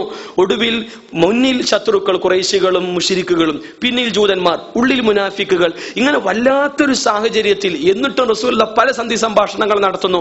അതിനൊന്നും തയ്യാറാകാതെ മുസ്ലിങ്ങളുടെ നാശം മാത്രം ലക്ഷ്യമിട്ടുകൊണ്ട് ഇറങ്ങി തിരിച്ച ബനൂ നളീർ ഗോത്രം. അതിന് നേതാവാണ് ഹുയയ്യ് ബിൻ അഖ്തബ്. അദ്ദേഹത്തിന്റെ മോളാണ് യഥാർത്ഥത്തിൽ സഫിയ ബീവി. സഫിയ ബീവിയുടെ ഭർത്താവാണ് കിനാന ബിൻ റബീഅ്. അഹ്സാബ് യുദ്ധത്തിൽ മുസ്ലിങ്ങൾക്കെതിരെ ആളുകളെ സംഘടിപ്പിച്ചതും ഉള്ള ശത്രുക്കളെല്ലാം ഗോത്ര വിഭാഗങ്ങളെല്ലാം സംഘടിപ്പിച്ചു നിർത്തിയത് ഈ ഹുയയ്യ് ബിൻ അഖ്തബാണ്. അദ്ദേഹത്തിന്റെ മരുമകനായ കിനാന ബിൻ റബീഅ് ആണ്. സ്വാഭാവികമായി യുദ്ധം നടന്നു. അതിൽ മുസ്ലിങ്ങൾ വിജയിച്ചു, മറ്റുള്ളവർ പരാജയപ്പെട്ടു. അതുകൊണ്ട് ഇതിന്റെ എല്ലാ സൂത്രധാര എന്ന നിലയിൽ കിനാന കൊല്ലപ്പെട്ടു, ഹുയയ്യും കൊല്ലപ്പെട്ടു. പിന്നെ അവശേഷിച്ചത് സഫിയ ബീവി. കുറെ അധികം സ്ത്രീകളും പുരുഷന്മാരും ബന്ദികളായി പിടിക്കപ്പെട്ടു. സ്വാഭാവികമായും തടവ് പുള്ളിയായി അല്ലെങ്കിൽ തടവിലാക്കപ്പെട്ട സഫിയ ബീവി രാജകുമാരിയാണ്, അല്ലെങ്കിൽ ഒരു ഗോത്ര നേതാവിന്റെ മകളാണ്. പലർക്കും വീതിച്ചു കൊടുത്തു യുദ്ധ തടവുകാരെ. ആ സമയത്ത് സഹാബത്ത് എല്ലാം കൂടെ പറഞ്ഞു, സഫിയ ബീവിയെ റസൂലുള്ളാഹി നിങ്ങൾ തന്നെ ഏറ്റെടുക്കണം, കാരണം അവരെ ആദരിക്കാനും ബഹുമാനിക്കാനും വേണ്ടി നിങ്ങൾ അത് ചെയ്യണമെന്ന് പറഞ്ഞു. ഒടുവിൽ തന്റെ അനുയായികൾ പറയുകയും അള്ളാഹുവിന്റെ അനുമതി ലഭിച്ചത് കൊണ്ട് സഫിയ ബീവിയെ റസൂലുള്ളാഹി സ്വല്ലല്ലാഹി അലൈഹി വസല്ലമ സ്വാതന്ത്ര്യം നൽകി. എന്നിട്ട് അവരുടെ ഉത്തരവാദിത്വം ഏറ്റെടുത്തു. ആരതിന് തയ്യാറാകുക അന്നത്തെ സാഹചര്യത്തിൽ? ഒരു തടവ് പുള്ളിയെ സ്വതന്ത്രമാക്കിയിട്ട്, അതും മഹത്വമുடைய പ്രവാചകനാണ് സ്വന്തം ഭാര്യയായി തെരഞ്ഞെടുക്കുന്നത്. അതിന് വല്ലാത്ത വിശാലമായ മനസ്സുമാണ് അന്നത്തെ സാഹചര്യത്തിൽ. കേവല കല്യാണം കഴിക്കലല്ലത്, മറിച്ച് അന്ന് യുദ്ധ തടവുകാരെ മ്ലേച്ഛതയ്ക്ക് വേണ്ടി ഉപയോഗിച്ചിരുന്ന, തെരുവ് ഏർപ്പാടുകൾക്ക് മാത്രം ഉപയോഗിച്ചിരുന്ന ഒരു കാലത്താണ് അവർക്ക് സ്വാതന്ത്ര്യം നൽകി സ്വന്തം ഭാര്യയായി, പ്രിയതമയായി, ഉമ്മഹാത്തുൽ മുഅ്മിനീൻ എന്ന പട്ടികയിലേക്ക് കൊണ്ടുവരുന്നത്. നോക്കണം, അത് ചെയ്ത റസൂൽ കരീം സ്വല്ലല്ലാഹി അലൈഹി വസല്ലമയുടെ ആ യാത്രയിലെ ആദ്യ രാത്രി അവിടെ അബു അയ്യൂബിൽ അൻസാരി റളിയല്ലാഹു അൻഹു മനസ്സിൽ പേടി, പടച്ചോനെ എന്റെ നബിക്ക് എന്തെങ്കിലും സംഭവിക്കോ? കാരണം ബനൂ നദീർ ഗോത്രത്തിന്റെ ഗോത്ര നേതാവ് ഹുയയ്യ് കൊല്ലപ്പെട്ടു, സഫിയ ബീവിയുടെ വാപ്പയാണ്. കിനാന ബിൻ റബീഅ് കൊല്ലപ്പെട്ടു, ഭർത്താവാണ്. എങ്ങാനും എന്തെങ്കിലും ബുദ്ധിമോശം കൊണ്ട് സഫിയ ബീവി എന്തെങ്കിലും എന്റെ പ്രവാചകനെ ചെയ്യുമോ? ആ മനസ്സ് വേദനിച്ചു, പേടിച്ചു. അതുകൊണ്ടാണ് പ്രവാചകന്റെ ആദ്യരാത്രിയിലെ ടെന്റിന്റെ പുറത്ത് മൂർച്ചയുള്ള വാളുമായി അബു അയ്യൂബിൽ അൻസാരി നിന്നു. ഇതാണ് സംഭവം. ഇതിനെയാണ് ഇവരിങ്ങനെ എഴുതിയത്, ഇങ്ങനെ മ്ലേച്ഛമായി ചിത്രീകരിച്ചത്. പിറ്റേന്ന് റസൂലുള്ളാഹി പുറത്തു വരുമ്പോഴാണ് അബു അയ്യൂബ് അൻസാരിനെ കാണുന്നത്. നീ എന്താ അവിടെ?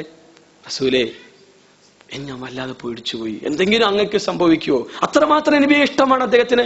അതുകൊണ്ട് നബി പോലും അറിഞ്ഞിട്ടില്ല, നബി പറഞ്ഞിട്ടില്ല, നബി ഉപദേശിച്ചിട്ടില്ല, നബി കൽപ്പിച്ചിട്ടില്ല. അദ്ദേഹം സ്വന്തം ഇഷ്ടപ്രകാരം വന്നു നിന്നതാണ്. അങ്ങനെ നിൽക്കേണ്ട ഒരു ആവശ്യം വരുന്നില്ല. കാരണം സഫിയ ബീവിയെ സംബന്ധിച്ചിടത്തോളം ഒരു മഹാഭാഗ്യമാണ് പ്രവാചകന്റെ ഭാര്യയാവുക എന്നത്. അങ്ങനെ സ്വന്തം ഇഷ്ടപ്രകാരം അബു അയ്യൂബിൽ അൻസാരി നിന്ന ഈ സംഭവത്തെയാണ് ഇത്തരം മ്ലേച്ഛമായി, മോശമായി ഇവർ എഴുതി വിട്ടത് നമ്മൾ മനസ്സിലാക്കേണ്ടതുണ്ട്. ഒരു എതിർപ്പും സഫിയ ബീവിക്ക് ആ വിഷയത്തിൽ റസൂലുള്ളാഹി സ്വല്ലല്ലാഹി അലൈഹി വസല്ലം ഉണ്ടായിട്ടില്ല. മരണം വരെ ഒരു ഭർത്താവ് എന്ന നിലയിൽ ഒരു പരാതിയും ഈ രീതിയിൽ റസൂലുള്ളാഹി സ്വല്ലല്ലാഹി അലൈഹി വസല്ലം വ്യക്തിത്വത്തെ നശിപ്പിക്കുന്ന എന്നെങ്കിലും പ്രവാചകനെ അപായപ്പെടുത്താനുള്ള വാക്കോ പ്രവൃത്തിയോ ആ മഹദിയിൽ നിന്നുണ്ടായിട്ടില്ല. അല്ലാഹ് തൃപ്തിപ്പെട്ട ഉമ്മഹാത്തുൽ മുഅ്മിനീന്റെ പട്ടികയിൽ ഇന്നും നമ്മൾ റളിയല്ലാഹു അൻഹ എന്ന് സഫിയ ബീവിയെ കുറിച്ച് പറയുന്നു. 2 സൈനബ റളിയല്ലാഹു അൻഹ. അതിനെക്കുറിച്ച് എല്ലാവരും പ്രവാചകനെ വല്ലാതെ വേദനിപ്പിച്ച സംഭവമായിരുന്നു ഇത്. മുഹമ്മദ് മുസ്തഫ സല്ലല്ലാഹു അലൈഹി വസല്ലമയുടെ പ്രിയതമ ആയിഷ ബീവി പറയുന്നത്, നബി ഖുർആനിലെ ഏതെങ്കിലും ഒരു ആയത്ത് മറച്ചു വെക്കുമായിരുന്നുവെങ്കിൽ അത് ഖുർആനിലെ 33-ാം അധ്യായം അഹ്സാബിലെ 37-ാമത്തെ വചനമാകുമായിരുന്നു എന്ന്. അത്രമാത്രം മാനസികമായി പ്രവാചകന് വിഷമമുണ്ടാക്കിയൊരു സംഭവമായിരുന്നത്. കാരണം സെയ്ദ് തന്റെ വളർത്തുപുത്രനാണ്. ചെറുപ്പം മുതലേ ഖദീജ ബീവിയിലൂടെ തനിക്ക് കിട്ടി. ആരായിരുന്നു സെയ്ദ്? അതായത് നമ്മൾ മനസ്സിലാക്കേണ്ട കാര്യമുണ്ട്. അദ്ദേഹത്തിന്റെ പിതാവിന്റെ പേര് ഹാരിസ് ബിൻ ഷറാഹിൽ എന്നായിരുന്നു, ഉമ്മയുടെ പേര് സഉദ. ഇവര് കുറെ ഗോത്ര സമൂഹമായി താമസിക്കുമ്പോൾ ഏതോ മറ്റൊരു ഗോത്രം ആക്രമിച്ച് അതിൽ അടിമകളാക്കപ്പെട്ടു. വാപ്പയും ഉമ്മയും നഷ്ടപ്പെട്ടു. ഒടുവിൽ അടിമയായി മക്കയിൽ വന്ന സയ്യിദ് റളിയല്ലാഹു അൻഹുവിനെ ഹക്കീം ബിൻ ഹിഷാം അഥവാ ഖദീജ ബിയുടെ സഹോദരൻ വില കൊടുത്തു വാങ്ങിച്ചു. എന്നിട്ട് സഹോദരിക്ക് അത് കൊടുത്തു. ആ സഹോദരി ഖദീജ ബിബി പിന്നീട് റസൂലുള്ളാഹിക്ക് കൈമാറിയ അടിമയാണ് സയ്യിദ്. നബിയുടെ കൂടെ ചെറുപ്പത്തിലുള്ള അദ്ദേഹത്തിന് പ്രവാചകൻ സ്വാതന്ത്ര്യം നൽകി. സ്വന്തം മകനെ പോലെ എടുത്തു വളർത്തി, സ്നേഹിച്ചു, ലാളിച്ചു. ആ പ്രവാചകന്റെ കൂടെ ജീവിച്ച സയ്യിദിന് വിവാഹപ്രായമായപ്പോ അന്ന് ഒരടിമ, സ്വാഭാവികമായ അടിമകൾക്ക് വിവാഹം കിട്ടണമെങ്കിൽ അടിമകൾ തന്നെ സ്വീകരിക്കാൻ അന്നത്തെ ഒരു സാഹചര്യം. അവിടെ തന്റെ കുടുംബത്തിലുള്ള, അവിടെ അറിയപ്പെടുന്ന ഖുറൈശി ഗോത്രത്തിലെ തന്റെ അമ്മായിയുടെ മകളായ സുന്ദരിയായ സൈനബ റളിയല്ലാഹു അൻഹ റസൂലുള്ളാഹി സ്വല്ലല്ലാഹു അലൈഹി വസല്ലമയെ തീരുമാനിക്കുന്നത്. നബിക്ക് എങ്ങാനും സൈനബ ബീവിയെ വിവാഹം കഴിക്കാനുള്ള താല്പര്യം ഉണ്ടെങ്കിൽ സയ്യിദ് റളിയല്ലാഹു അൻഹു കല്യാണം കഴിക്കാൻ തയ്യാറാകുമായിരുന്നു, കല്യാണം കഴിച്ചു കൊടുക്കായിരുന്നു. നമുക്ക് ഏതെങ്കിലും ഒരു സ്ത്രീയെ വിവാഹം കഴിക്കാൻ താല്പര്യമുണ്ടെങ്കിൽ വേറൊരാൾ കല്യാണം കഴിച്ചതിന് ശേഷമാണോ നമ്മൾ ഇഷ്ടപ്പെടാതെ ആദ്യം കല്യാണം കഴിക്കാൻ ഇഷ്ടപ്പെടുക? റസൂലുള്ളാഹി സ്വല്ലല്ലാഹു അലൈഹി വസല്ലമക്ക് അങ്ങനെ ആഗ്രഹമുണ്ടെങ്കിൽ നബി സയ്യിദ് റളിയല്ലാഹു അൻഹു കൊണ്ട് കല്യാണം കഴിപ്പിക്കായിരുന്നോ? ഇല്ല. ഇനി അങ്ങനെ ഒരു ആഗ്രഹം നബിക്ക് ഉണ്ടെങ്കിൽ ഒരു വാക്ക് അമ്മായിനോട് പറഞ്ഞാൽ പോരെ, ഉടൻ വിവാഹം ചെയ്തു കൊടുക്കില്ലേ? റസൂലുള്ളാഹിക്ക് കൊടുക്കാൻ അവർക്ക് പൂർണ്ണ സമ്മതവുമല്ലേ? ചെറുപ്പം മുതലേ അറിയാലോ നബി സല്ലല്ലാഹു അലൈഹി വസല്ലമയെ കുറിച്ച്. നബി ചെയ്തില്ല. ചെറുപ്പം മുതലേ നബി ആ കുട്ടിയെ കണ്ടു വളരുന്നു, ഒരു സഹോദരിയെ പോലെ നോക്കി കണ്ടു. ആ സമയങ്ങളിൽ അങ്ങനത്തെ ഒരു ആഗ്രഹമോ താല്പര്യമോ നബിക്ക് ഉണ്ടായിരുന്നില്ല എന്നാണ് ഈ ഖുർആന്റെ വചനത്തിന്റെ അടിസ്ഥാനത്തിൽ മനസ്സിലാക്കാൻ കഴിയുന്നത്. പിന്നെ എന്തിനാണ് അള്ളാഹു അത് തിരുത്തിയത്? ഈ ജീവിതം കൂടുതൽ മുന്നോട്ട് പോയില്ല. സ്വാഭാവികമായും അടിമയായി സയ്യിദ് ഉന്നത ഗോത്രത്തിൽപ്പെട്ട സൈനബ റളിയല്ലാഹു അൻഹ ഹസാരസ്യങ്ങൾ, സൗന്ദര്യ പണക്കങ്ങൾ കുറെ ശ്രമിച്ചു, നന്നാവണില്ല. ഒരു പലതവണ സയ്യിദ് വന്നു, വിവാഹമോചനാണ്, വേറൊരു വഴിയില്ല, നീ ക്ഷമിക്ക് സഹിക്കുന്നു പറഞ്ഞു വിട്ടു. രക്ഷല്ല എന്ന് കണ്ടെന്നൊരവസ്ഥയിലാണ് അള്ളാഹ് പറഞ്ഞു, സയ്യിദ് ത്വലാഖ് ചൊല്ലും അവളെ. അത് കഴിഞ്ഞാൽ ഇദാ കാലാവധി കഴിഞ്ഞാൽ നീ സ്വീകരിക്കണം. ഞാനോ? കാരണം അന്ന് ദത്തുപുത്രന്റെ വളർത്തുപുത്രന്റെ ഭാര്യയെ വിവാഹം കഴിക്കുക എന്നുള്ളത് അത്രമാത്രം മ്ലേച്ഛതയും വളരെ പറ്റ മോശമായൊരു സ്വഭാവമായിരുന്നു എന്നാണ്. അതുകൊണ്ട് തന്നെ ഖുറൈശികൾ പോലും അതിനെതിരെ പ്രതികരിച്ചിരുന്നു, അത്തരം മ്ലേച്ഛതയായി കണ്ടിരുന്നു. അള്ളാഹ് തെരഞ്ഞെടുക്കണ ആരെയാണ്? റസൂലുള്ളാഹിനെ. വഇന്നക ലഅലാ ഖുൽഖിൻ അലീം എന്ന് പറഞ്ഞ നബിയെ. സ്വാഭാവികമായി സിദ്ദീഖുൽ അക്ബറോ മറ്റുള്ളവരുടെ ജീവിതത്തിൽ ഉണ്ടാകുമായിരുന്നെങ്കിൽ ആളുകൾ വിമർശന ശരങ്ങളുമായി വരുമായിരുന്നു. നബിക്കും ഉണ്ടായി. പക്ഷെ ഈ ഒരു മ്ലേച്ഛമായ സമ്പ്രദായത്തെ ദത്തുപുത്രനാണ്, സ്വന്തം മകനല്ല. ദത്തുപുത്രന്റെ ഭാര്യയെ വിവാഹം കഴിക്കാൻ പാടില്ല എന്നുള്ള ആ ജാഹിലിയ നിയമത്തെ വേരോടെ പിഴുതെറിയാൻ പറ്റിയ ആൾ നബിനേക്കാൾ വേറെ ആരും ഇല്ലെന്ന് അള്ളാഹ് തീരുമാനിക്കുകയാണ്. അതുകൊണ്ടാണ് അള്ളാഹ് പറഞ്ഞത് നീ വിവാഹം കഴിക്കണം. പടച്ചതമ്പുരാന്റെ ആയത്തിറങ്ങി. അതെ, വഇദ തഖൂലു ലില്ലദീന അൻഅമല്ലാഹു അലൈഹി വഅൻഅംത അലൈഹി അംസിക് അലൈക സൗജക വത്തഖില്ല. അതെ, അള്ളാഹ് പറയുന്നത്, നിന്റെ ഭാര്യയെ നീ നിന്റെ അടുത്ത് തന്നെ നിർത്തിപ്പോരുകയും അള്ളാഹുവിനെ നീ സൂക്ഷിക്കുകയും ചെയ്യണമെന്ന് അള്ളാഹു അനുഗ്രഹം ചെയ്തു കൊടുത്ത സയ്യിദിനോട് നീ പറഞ്ഞ സന്ദർഭം. പക്ഷേ നീ മനസ്സിൽ മറച്ചു വെച്ചു. എന്ത്? നിനക്ക് സയ്യിദ് ത്വലാഖ് ഇതിനു ശേഷം നീ വിവാഹം കഴിക്കണമെന്നുള്ള കാര്യം നീ മനസ്സിൽ മറച്ചു വെച്ചു. എന്നാൽ അള്ളാഹു പരസ്യപ്പെടുത്താനാണ് ഉദ്ദേശിക്കുന്നത്. വതഖ്ശന്നാസ്, ജനങ്ങളെ പേടിച്ചുകൊണ്ട് നീ അത് മറച്ചു വെച്ചു. അള്ളാഹ് പറഞ്ഞത്, വല്ലാഹു അഹഖു അൻ തഖ്ശ, നീ ഏറ്റവും കൂടുതൽ പേടിക്കേണ്ട എന്നെയാണ്, ജനങ്ങളെല്ലാം തുറന്നു പറഞ്ഞോളണം. അങ്ങനെ സയ്യിദ് ത്വലാഖ് ചൊല്ലി ഇദ്ദാ കാലാവധി കഴിഞ്ഞപ്പോൾ റസൂലുള്ളാഹി സ്വല്ലല്ലാഹു അലൈഹി വസല്ലം ഏറ്റെടുത്തു. അങ്ങനെ അന്നുണ്ടായിരുന്ന ജാഹിലിയ സമ്പ്രദായത്തിന് വേരോടെ പിഴുതെറിഞ്ഞു. സ്വന്തം അഭിമാനമാണ് ആദർശത്തിന് വേണ്ടി റസൂലുള്ളാഹി പണയം വെച്ചത്. രക്തം കൊടുത്ത ആളുകൾ ഉണ്ടാവും ആദർശത്തിന് വേണ്ടി, ഇല്ലേ? എത്രയോ കമ്മ്യൂണിസ്റ്റുകാർ കൊടുത്തിട്ടുണ്ട്, അതേപോലെ തന്നെ കുറെ നക്സൽബാരികൾ കൊടുത്തിട്ടുണ്ട്, കുറെ ടീമുകൾ കൊടുത്തിട്ടുണ്ട്. രക്തം, സമ്പത്ത് എല്ലാം കൊടുക്കുന്ന ഒരു ഹരാണ്. സ്വന്തം അഭിമാനം കൊടുത്ത ചരിത്രത്തിലെ ഒരു വ്യക്തിത്വം അത് മുഹമ്മദ് മുസ്തഫ സല്ലല്ലാഹു അലൈഹി വസല്ലം ആയിരിക്കും. അതുകൊണ്ട് തന്നെ സ്വന്തം അഭിമാനമാണ് തന്റെ ആദർശത്തിന് പടച്ചതമ്പുരാന്റെ കൽപ്പന മാനിച്ചുകൊണ്ട് പണയം വെക്കുന്നത് പടച്ചതമ്പുരാന്റെ മുന്നിൽ റസൂൽ കരീം സല്ലല്ലാഹു അലൈഹി വസല്ലം. അതുകൊണ്ട് തന്നെ അള്ളാഹ് പറഞ്ഞു, ഇനി മുതൽ ദത്തുപുത്രൻ പുത്രനാവില്ല ആരുടെയും. ഒരിക്കലും സ്വന്തം പുത്രന്റെ അധികാരമോ അവകാശമോ ദത്തുപുത്രനില്ല. അങ്ങനെ വന്നാൽ കുടുംബ ബന്ധങ്ങളിൽ ഛിദ്രതയും അകൽച്ചയും എല്ലാം കാരണമായി തീരും. വളർത്താം, സംരക്ഷിക്കാം, എല്ലാം ചെയ്യാം, പക്ഷേ ഇവിടെ പുത്രനായി ഏറ്റെടുക്കാൻ കഴിയില്ല. അങ്ങനെ ഏറ്റെടുത്ത ആളുകളെ നിങ്ങളുടെ കുട്ടിയുടെ വാപ്പയായി നിങ്ങളുടെ പേര് എഴുതാൻ പാടില്ല. സെയ്ദ് ബിൻ ഹാരിസ് എന്ന് എഴുതാൻ പാടുള്ളൂ, സെയ്ദ് ബിൻ മുഹമ്മദ് എന്ന് എഴുതാൻ പാടില്ല അല്ലാഹ് പറഞ്ഞു. അതുകൊണ്ട് തന്നെ നമ്മുടെ മക്കളുടെ പേരിന്റെ പിന്നാലെ നമ്മുടെ പേരുണ്ടാകേണ്ടത്. നമ്മുടെ ഭാര്യമാരുടെ പേരിന്റെ പിന്നാലെ ഭർത്താക്കന്മാരായ നമ്മുടെ പേരല്ല എഴുതേണ്ടത്. അള്ളാഹ് പറയുന്നത്, നിങ്ങൾ അവരെ അവരുടെ പിതാവിലേക്ക് ചേർത്ത് വിളിക്കണമെന്ന്. നമ്മൾ എങ്ങനെയാ നമ്മുടെ സ്ത്രീകളുടെ പേരൊക്കെ, സ്ത്രീയുടെ പേര് അതിന് തൊട്ടടുത്ത് ഭർത്താവിന്റെ പേര് പറ്റൂല. ഇസ്ലാം പറയുന്നത് കൾച്ചർ അതല്ല, അത് പാശ്ചാത്യൻ കൾച്ചറാണ്. മറിച്ച് ഈ ഭർത്താവ് മരിച്ചു പോയാലോ, ഇപ്പൊ ഫാത്തിമ എന്നൊരാൾ, ഒരു സ്ത്രീ, അവരുടെ ആദ്യത്തെ ഭർത്താവ് മുഹമ്മദ് ആയിരുന്നു, മരിച്ചുപോയി. ഫാത്തിമ മുഹമ്മദ് എന്നാണ് എഴുതി. കുറച്ചു കാലം കഴിഞ്ഞ് പിന്നെ അഹമ്മദ് കല്യാണം കഴിച്ചാലോ ഫാത്തിമ മുഹമ്മദ് ആൻ അഹമ്മദ് എന്ന് എഴുതാൻ പറ്റുമോ? മറിച്ച് ഫാത്തിമന്റെ ഭർത്താവ് അബൂബക്കർ ആണെങ്കിൽ ഫാത്തിമ ബിൻത് അബൂബക്കർ. ആ ബാപ്പ മരിച്ചാലും ശരി, മരിച്ചിട്ടില്ലെങ്കിൽ ശരി, അബൂബക്കറിന്റെ മകൾ എന്നെ ഫാത്തിമ. അതുകൊണ്ട് തന്നെ നമ്മൾ മനസ്സിലാക്കേണ്ട കാര്യം, സ്വന്തം ഭാര്യയുടെയോ നമ്മുടെയോ മക്കളുടെയോ പേരുകളിലേക്ക് ചേർത്ത് എഴുതാൻ അവരവരുടെ പിതാവിന്റെ പേര് മാത്രമേ എഴുതാവൂ എന്നാണ് അള്ളാഹ് പറയുന്നത്. അത്തരം സമ്പ്രദായം, സംസ്കാരം ഇസ്ലാമിക സംസ്കാരമല്ല. ഇസ്ലാമിക സംസ്കാരത്തിലേക്ക് തിരിച്ചു വരണം. എന്തായിരുന്നാലും അത്തരം ഒരു മ്ലേച്ഛത സമൂഹത്തിൽ നിന്ന് വേരോടെ പിഴുതെറിയാൻ വേണ്ടി പ്രവാചകൻ സല്ലല്ലാഹു അലൈഹി വസല്ലമയെ അള്ളാഹ് തെരഞ്ഞെടുത്തു. അള്ളാഹു അത് പ്രായോഗിക തലത്തിൽ നബിയിലൂടെ കൊണ്ടുവന്നു എന്നതാണ് വസ്തുത. അതല്ലാതെ നബിക്ക് താല്പര്യം ഉണ്ടായിരുന്നില്ല. നബിക്ക് അങ്ങനെ താല്പര്യം ഉണ്ടായിരുന്നുവെങ്കിൽ ആദ്യം തന്നെ ശ്രമിക്കായിരുന്നു, ചെയ്തില്ല. ഒരൊറ്റ സംഭവം കൂടെ പറയാം, സമയം പരിമിതമാണ്. പ്രവാചകന്റെ ബഹുഭാര്യത്വം ആകെ പ്രശ്നം അതാണ്. നബി ഇങ്ങനെ നടന്ന് കല്യാണം കഴിച്ചു എന്നാണ്. നമ്മൾ മനസ്സിലാക്കേണ്ട കാര്യമുണ്ട്. റസൂലുള്ളാഹി സ്വല്ലല്ലാഹു അലൈഹി വസല്ലം ജീവിച്ചു കൊണ്ടിരിക്കുന്ന സമയത്ത് പ്രവാചകന്റെ കൂടെ ജീവിച്ചിരുന്നവർ 9 ഭാര്യമാരുണ്ടായിരുന്നു. അതിലധികവും പ്രവാചകൻ ഭാര്യമാരെ സ്വീകരിച്ചിരുന്നു. ഇവിടെ നമ്മൾ മനസ്സിലാക്കേണ്ടത്, റസൂലുള്ളാഹി സ്വല്ലല്ലാഹു അലൈഹി വസല്ലമയുടെ വിവാഹങ്ങൾ ഓരോന്നെടുത്തു നോക്കിയാൽ പ്രവാചകൻ കേവലം ഒരു കാമവികാരമുള്ളവനായിട്ട് നമുക്ക് കാണാൻ കഴിയില്ല. അങ്ങനെയാണ് ആ മഹാവ്യക്തിത്വത്തെ ആളുകൾ എഴുതി ചേർക്കലും. മഅദല്ലാഹ്, പടച്ചതമ്പുരാൻ കാക്കട്ടെ അത്തരം വാക്കുകളിൽ നിന്ന്. എന്തായിരുന്നാലും നബി സല്ലല്ലാഹു അലൈഹി വസല്ലം ജീവിച്ചത് ധാർമ്മിക സദാചാര രംഗത്ത് അതപ്പതിച്ചു കൊണ്ടിരിക്കുന്ന സമൂഹത്തിന്റെ ഇടയിലാണ്. സുന്ദരനായ സുമുഖനായ യുവാവ്, 25 വയസ്സുള്ള ചോരത്തളപ്പുള്ള യുവാവ്. ആ സമയത്തല്ലേ നബി അങ്ങനെ ഉള്ള താല്പര്യമുണ്ടെങ്കിൽ അതിനുവേണ്ടി ശ്രമിക്കേണ്ടിയിരുന്നത്? ചെയ്തില്ലല്ലോ. ആ സമയത്ത് സുന്ദരികളായ ആളുകളെ വിവാഹം കഴിക്കാൻ താല്പര്യം ഉണ്ടായിരുന്നെങ്കിൽ എത്ര പേർ കൊടുക്കുമായിരുന്നു? കാരണം അല്ലമീനാണ്, എല്ലാവർക്കും വിശ്വസ്തനാണ്, സുന്ദരനാണ്, അറിയപ്പെടുന്ന ഗോത്രത്തിലെ വ്യക്തിത്വമാണ്. നബി ചെയ്തില്ല. എന്നിട്ട് വിവാഹം കഴിച്ചത് ആരെ? തന്നേക്കാളും 15 വയസ്സ് കൂടുതലുള്ള 40 വയസ്സായ 2 ഭർത്താക്കന്മാർ ആദ്യമുണ്ടായി. അവർ 2 പേരും മരണപ്പെട്ട് വിധവയായി 4 മക്കളുള്ള മധ്യവയസ്കയായ ഖദീജ ബീവിയെ. അപ്പോഴല്ലേ നല്ല സുന്ദരികളെ വിവാഹം കഴിക്കേണ്ടിയിരുന്ന യുവതികളെ? നബി സല്ലല്ലാഹു അലൈഹി വസല്ലം ചെയ്തോ? ഇല്ല. ഇനി മദീനയിലെത്തി ഒരു സമൂഹത്തിന് നേതാവായി. എന്നിട്ട് പ്രവാചകൻ മദീനയിലെത്തിയതിനു ശേഷം ഏതെങ്കിലും ഒരു കന്യകയെ വിവാഹം കഴിച്ചോ? ഇല്ല. അങ്ങനെയായിരുന്നെങ്കിൽ ചെയ്യേണ്ടിയിരുന്നില്ലേ? ചെയ്തില്ല. ഇനി പ്രവാചകന്റെ ആദ്യ ഭാര്യ, പ്രവാചകന്റെ കൂടെ 50 കൊല്ലം 50 വയസ്സ് വരെ നബിന്റെ കൂടെ, ഖദീജ ബീബി മരണത്തിന് ശേഷം മാത്രമാണ് പ്രവാചകൻ രണ്ടാമത് വിവാഹം കഴിച്ചത്. ആരെ? സുന്ദരിയാണോ അല്ലെങ്കിൽ ചെറുപ്പക്കാരിയാണോ? അല്ല. പിന്നെയും തന്നേക്കാൾ വയസ്സ് കൂടുതലുള്ള 66 വയസ്സുള്ള സൗദാ റളിയല്ലാഹു അൻഹയെ നമ്മൾ മനസ്സിലാക്കണം. ആകെ നബി സ്വീകരിച്ച ഭാര്യമാരിൽ കന്യകയായിട്ടുള്ളത് ആയിഷ ബീവി മാത്രം. ബാക്കി എല്ലാവരും വിധവകൾ, ബാക്കി എല്ലാവരും മധ്യവയസ്സിലേക്ക് കാലെടുത്ത് വെച്ചവർ. ആയിഷ ബീവിയെ വിവാഹം കഴിച്ചു 50-ാമത്തെ വയസ്സിൽ. അതും പ്രശ്നമാണ് ഇന്നത്തെ ആളുകൾക്ക്. നമ്മൾ മനസ്സിലാക്കേണ്ടതുണ്ട്. പ്രവാചക തിരുമേനി സല്ലല്ലാഹു അലൈഹി വസല്ലമയെ ആയിഷ ബീവി വിവാഹം കഴിക്കാനുള്ള സാഹചര്യങ്ങൾ നമ്മൾ മനസ്സിലാക്കണം. ഒന്ന്, അറേബ്യൻ സാഹചര്യങ്ങൾ. പെട്ടെന്ന് പെൺകുട്ടികൾ വളരും. അവരുടെ ഹോർമോണുകളുടെ വളർച്ചയും ഭക്ഷണവും ചുറ്റുപാടുകളും സാഹചര്യങ്ങളും അവരെ സ്വാധീനിക്കാം. ഒരു പെണ്ണ് ഗർഭിണിയാവാൻ അല്ലെങ്കിൽ ഭാര്യയാവാൻ കഴിയുമോ എന്ന് ഏറ്റവും കൂടുതൽ നന്നായി അറിയ ഉമ്മാക്കാണ്. ഐഷാബിയുടെ ഉമ്മാക്ക് ബോധ്യപ്പെട്ടിരുന്നത്. അതുകൊണ്ട് തന്നെയാണ് കല്യാണം കഴിച്ചു കൊടുക്കാൻ സംഭവിച്ചത്. 3, റസൂൽ കരീം സല്ലല്ലാഹു അലൈഹി വസല്ലമയിൽ നിന്ന് 2200-ലധികം ഹദീസുകളാണ് ബുദ്ധികൂർമ്മതയുള്ള ഐഷാബി നിവേദനം ചെയ്യുന്നത്. ഐഷാബിയെ വിവാഹം കഴിച്ചില്ലായിരുന്നുവെങ്കിൽ പ്രവാചകന്റെ കുടുംബ ജീവിതം, രാത്രി ജീവിതം, രാത്രി നിസ്കാരം, ഭർത്താവ് എന്ന നിലയിൽ, ഭാര്യ എന്ന നിലയിലുള്ള ഒരു വിവരവും നമുക്ക് കിട്ടില്ലായിരുന്നു.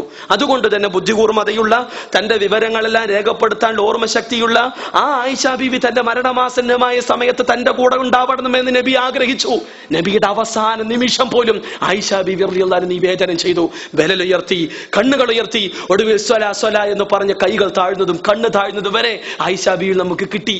അന്ന് റസൂൽ അങ്ങനെ വിവാഹം ചെയ്തത് കൊണ്ട്. അതുകൊണ്ട് ആയിഷ ബീവിയുടെ വിവാഹവുമായി ബന്ധപ്പെട്ടതാണ് നമ്മൾ മനസ്സിലാക്കേണ്ടത്. അതുകൊണ്ട് തന്നെ ഇസ്ലാം അല്ലെങ്കിൽ പ്രവാചകൻ സല്ലല്ലാഹു അലൈഹി വസല്ലമ ഭരണമോ ഭരണ നേതൃത്വമോ ശക്തി ഉപയോഗിച്ചുകൊണ്ട് ഇതുപോലെ വിവാഹങ്ങൾ നടത്തിയിട്ടില്ല. ഈ വിവാഹങ്ങളെല്ലാം അവരാരും എതിർപ്പ് പ്രകടിപ്പിച്ചിട്ടില്ല, സന്തോഷപൂർവ്വം സ്വീകരിച്ചിരുന്നു എന്നത് വസ്തുത. മാത്രമല്ല, നമുക്കാണെങ്കിൽ 4 ഭാര്യമാരെ സ്വീകരിക്കാം, 4ഉം ത്വലാഖ് ചൊല്ലിയിട്ട് വേറെ 4നെ സ്വീകരിക്കാം. പക്ഷേ റസൂലുള്ളാഹിക്ക് പടച്ചതമ്പുരാൻ നിശ്ചയിച്ചു കൊടുത്ത ആ ഭാര്യമാരിൽ ഒരാളെയും ത്വലാഖ് ചെല്ലാനും പറ്റൂല, വേറൊരാളെ പകരം സ്വീകരിക്കാനും പറ്റില്ല. ഇത് റസൂലുള്ളാഹി സ്വല്ലല്ലാഹു അലൈഹി വസല്ലമയുടെ നിർദ്ദേശം, അള്ളാഹുവിന്റെ നിർദ്ദേശം. മാത്രമല്ല, നബിക്ക് അവരാരെങ്കിലും ത്വലാഖ് ചെല്ലിയാൽ തന്നെ, അല്ലെങ്കിൽ പ്രവാചകൻ മരിച്ചാൽ ആ ഉമ്മമാരെ വിവാഹം കഴിക്കാനും പറ്റില്ല. കാരണം നമ്മുടെ ഉമ്മമാരാണ് അവർ. ആയിഷ ബീവി അടക്കമുള്ള സഹാബ വനിതകൾ, പ്രവാചകന്റെ ഭാര്യമാർ. ഇതും ഖുർആൻ പറഞ്ഞു. അതുകൊണ്ട് റസൂലുള്ളാഹി സ്വല്ലല്ലാഹു അലൈഹി വസല്ലമയുടെ ബഹുഭാര്യത്വം അത് പ്രവാചകന്റെ കൃത്യമായ സാഹചര്യങ്ങൾക്കനുസരിച്ച്, അല്ലാഹുവിന്റെ നിർദ്ദേശം അനുസരിച്ച് ചെയ്തത്. അതല്ലാത്ത മറ്റൊരു മ്ലേച്ഛ സ്വഭാവവും ആ മഹാവ്യക്തിത്വത്തിന്റെ ജീവിതത്തിൽ നമുക്ക് കാണാൻ കഴിയില്ല. അതുകൊണ്ട് തന്നെ ഇസ്ലാം ഇസ്ലാമിന്റെ ബഹുഭാരിത്വം മാനവികമാണ്. ഇത്തരം പറയണ്ടല്ലോ അവരെല്ലാം. മാർക്സിന്റെ അവസ്ഥ എന്താ? അയാൾക്ക് ഭാര്യ ഉണ്ടായിരുന്നു, കൂടെ ഹെലൻ എന്ന വെപ്പാട്ടിയും ഉണ്ടായിരുന്നു എന്നാണ് ചരിത്രം പറയണത്. തീർന്നില്ല, ബർട്രൻഡ് റസ്സലിന് 4 ഭാര്യമാരുണ്ടായിരുന്നു, കൂടെ സ്വന്തം മകന്റെ ഭാര്യയായ സൂസന്നുമായിട്ട് അദ്ദേഹത്തിന് ബന്ധമുണ്ടായിരുന്നു എന്നാണ് ഇന്നത്തെ പഠനങ്ങൾ. അതുകൊണ്ട് തന്നെ ഇവർക്ക് എന്ത് തോന്നിവാസവുമാകാം, അവിഹിതമായ ലൈംഗിക വീഴ്ചകളാകാം. ഇസ്ലാം മാന്യമായി 4 ഭാര്യമാരിൽ പരിമിതപ്പെടുത്തി, മാന്യമായി ആ രംഗത്ത് കൃത്യമായ നിർദ്ദേശങ്ങൾ പഠിപ്പിച്ചു. അത് മാനവികമാണ്. ഇസ്ലാം പഠിപ്പിച്ച ബഹുഭാരിത്വം മാത്രമേ പല വിഷയങ്ങൾക്കും പരിഹാര മാർഗമായിട്ടുള്ളൂ. പക്ഷേ എല്ലാവരും സ്വീകരിക്കണം ഇസ്ലാം പറഞ്ഞിട്ടില്ല. അനിവാര്യമാകുന്നുവെങ്കിൽ, സാഹചര്യങ്ങൾ ഉണ്ടാകുന്നുവെങ്കിൽ അതിന് കൃത്യമായ മര്യാദകളും പരിധികളും പാലിച്ചുകൊണ്ടെന്ന് മാത്രം. അത് ഇസ്ലാമിന്റെ പ്രായോഗികമായ നിർദ്ദേശമാണ്, അപ്രായോഗികമല്ല.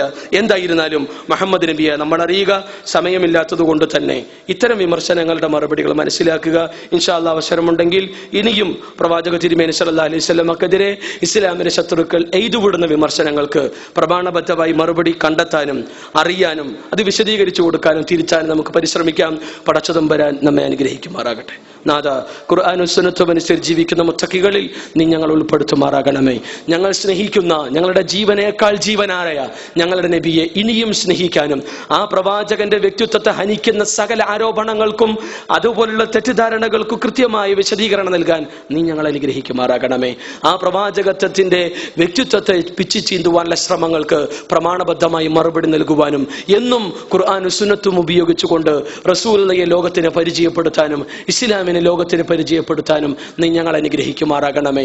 നാഥ, ഞങ്ങളെ സ്നേഹിച്ച ആ പ്രവാചകനെ തിരിച്ച് സ്നേഹിക്കാൻ, ഒടുവിൽ നാളെ അദ്ദേഹത്തിന്റെ കൈകളിൽ നിന്ന് ഹൗദുൽ കൗസർ വാരി കുടിക്കാൻ, അദ്ദേഹത്തിന്റെ കൂടെ സ്വർഗത്തിൽ കഴിയാൻ, അദ്ദേഹത്തിന്റെ കൂടെ പടച്ചതമ്പുരാനെ നിന്നെ കാണാനുള്ള മഹാസൗഭാഗ്യം നീ ഞങ്ങൾക്ക് പ്രദാനം ചെയ്യുമാറാകണമേ.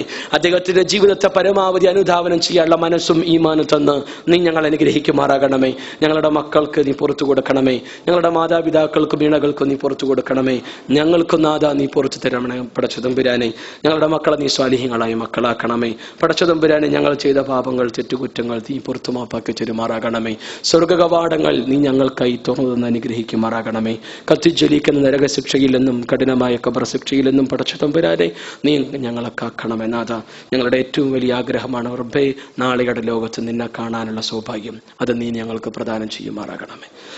اللهم اغفر للمؤمنين والمؤمنات والمسلمين والمسلمات الأحياء منهم والأموات إنك مجيب الدعوات يا قاضي الحاجات. اللهم أجرنا من النار، اللهم أجرنا من النار، اللهم أجرنا من النار. ربنا هب لنا من أزواجنا وذرياتنا قرة أعين واجعلنا للمتقين إماما. ربنا آتنا في الدنيا حسنة وفي الآخرة حسنة وقنا عذاب النار.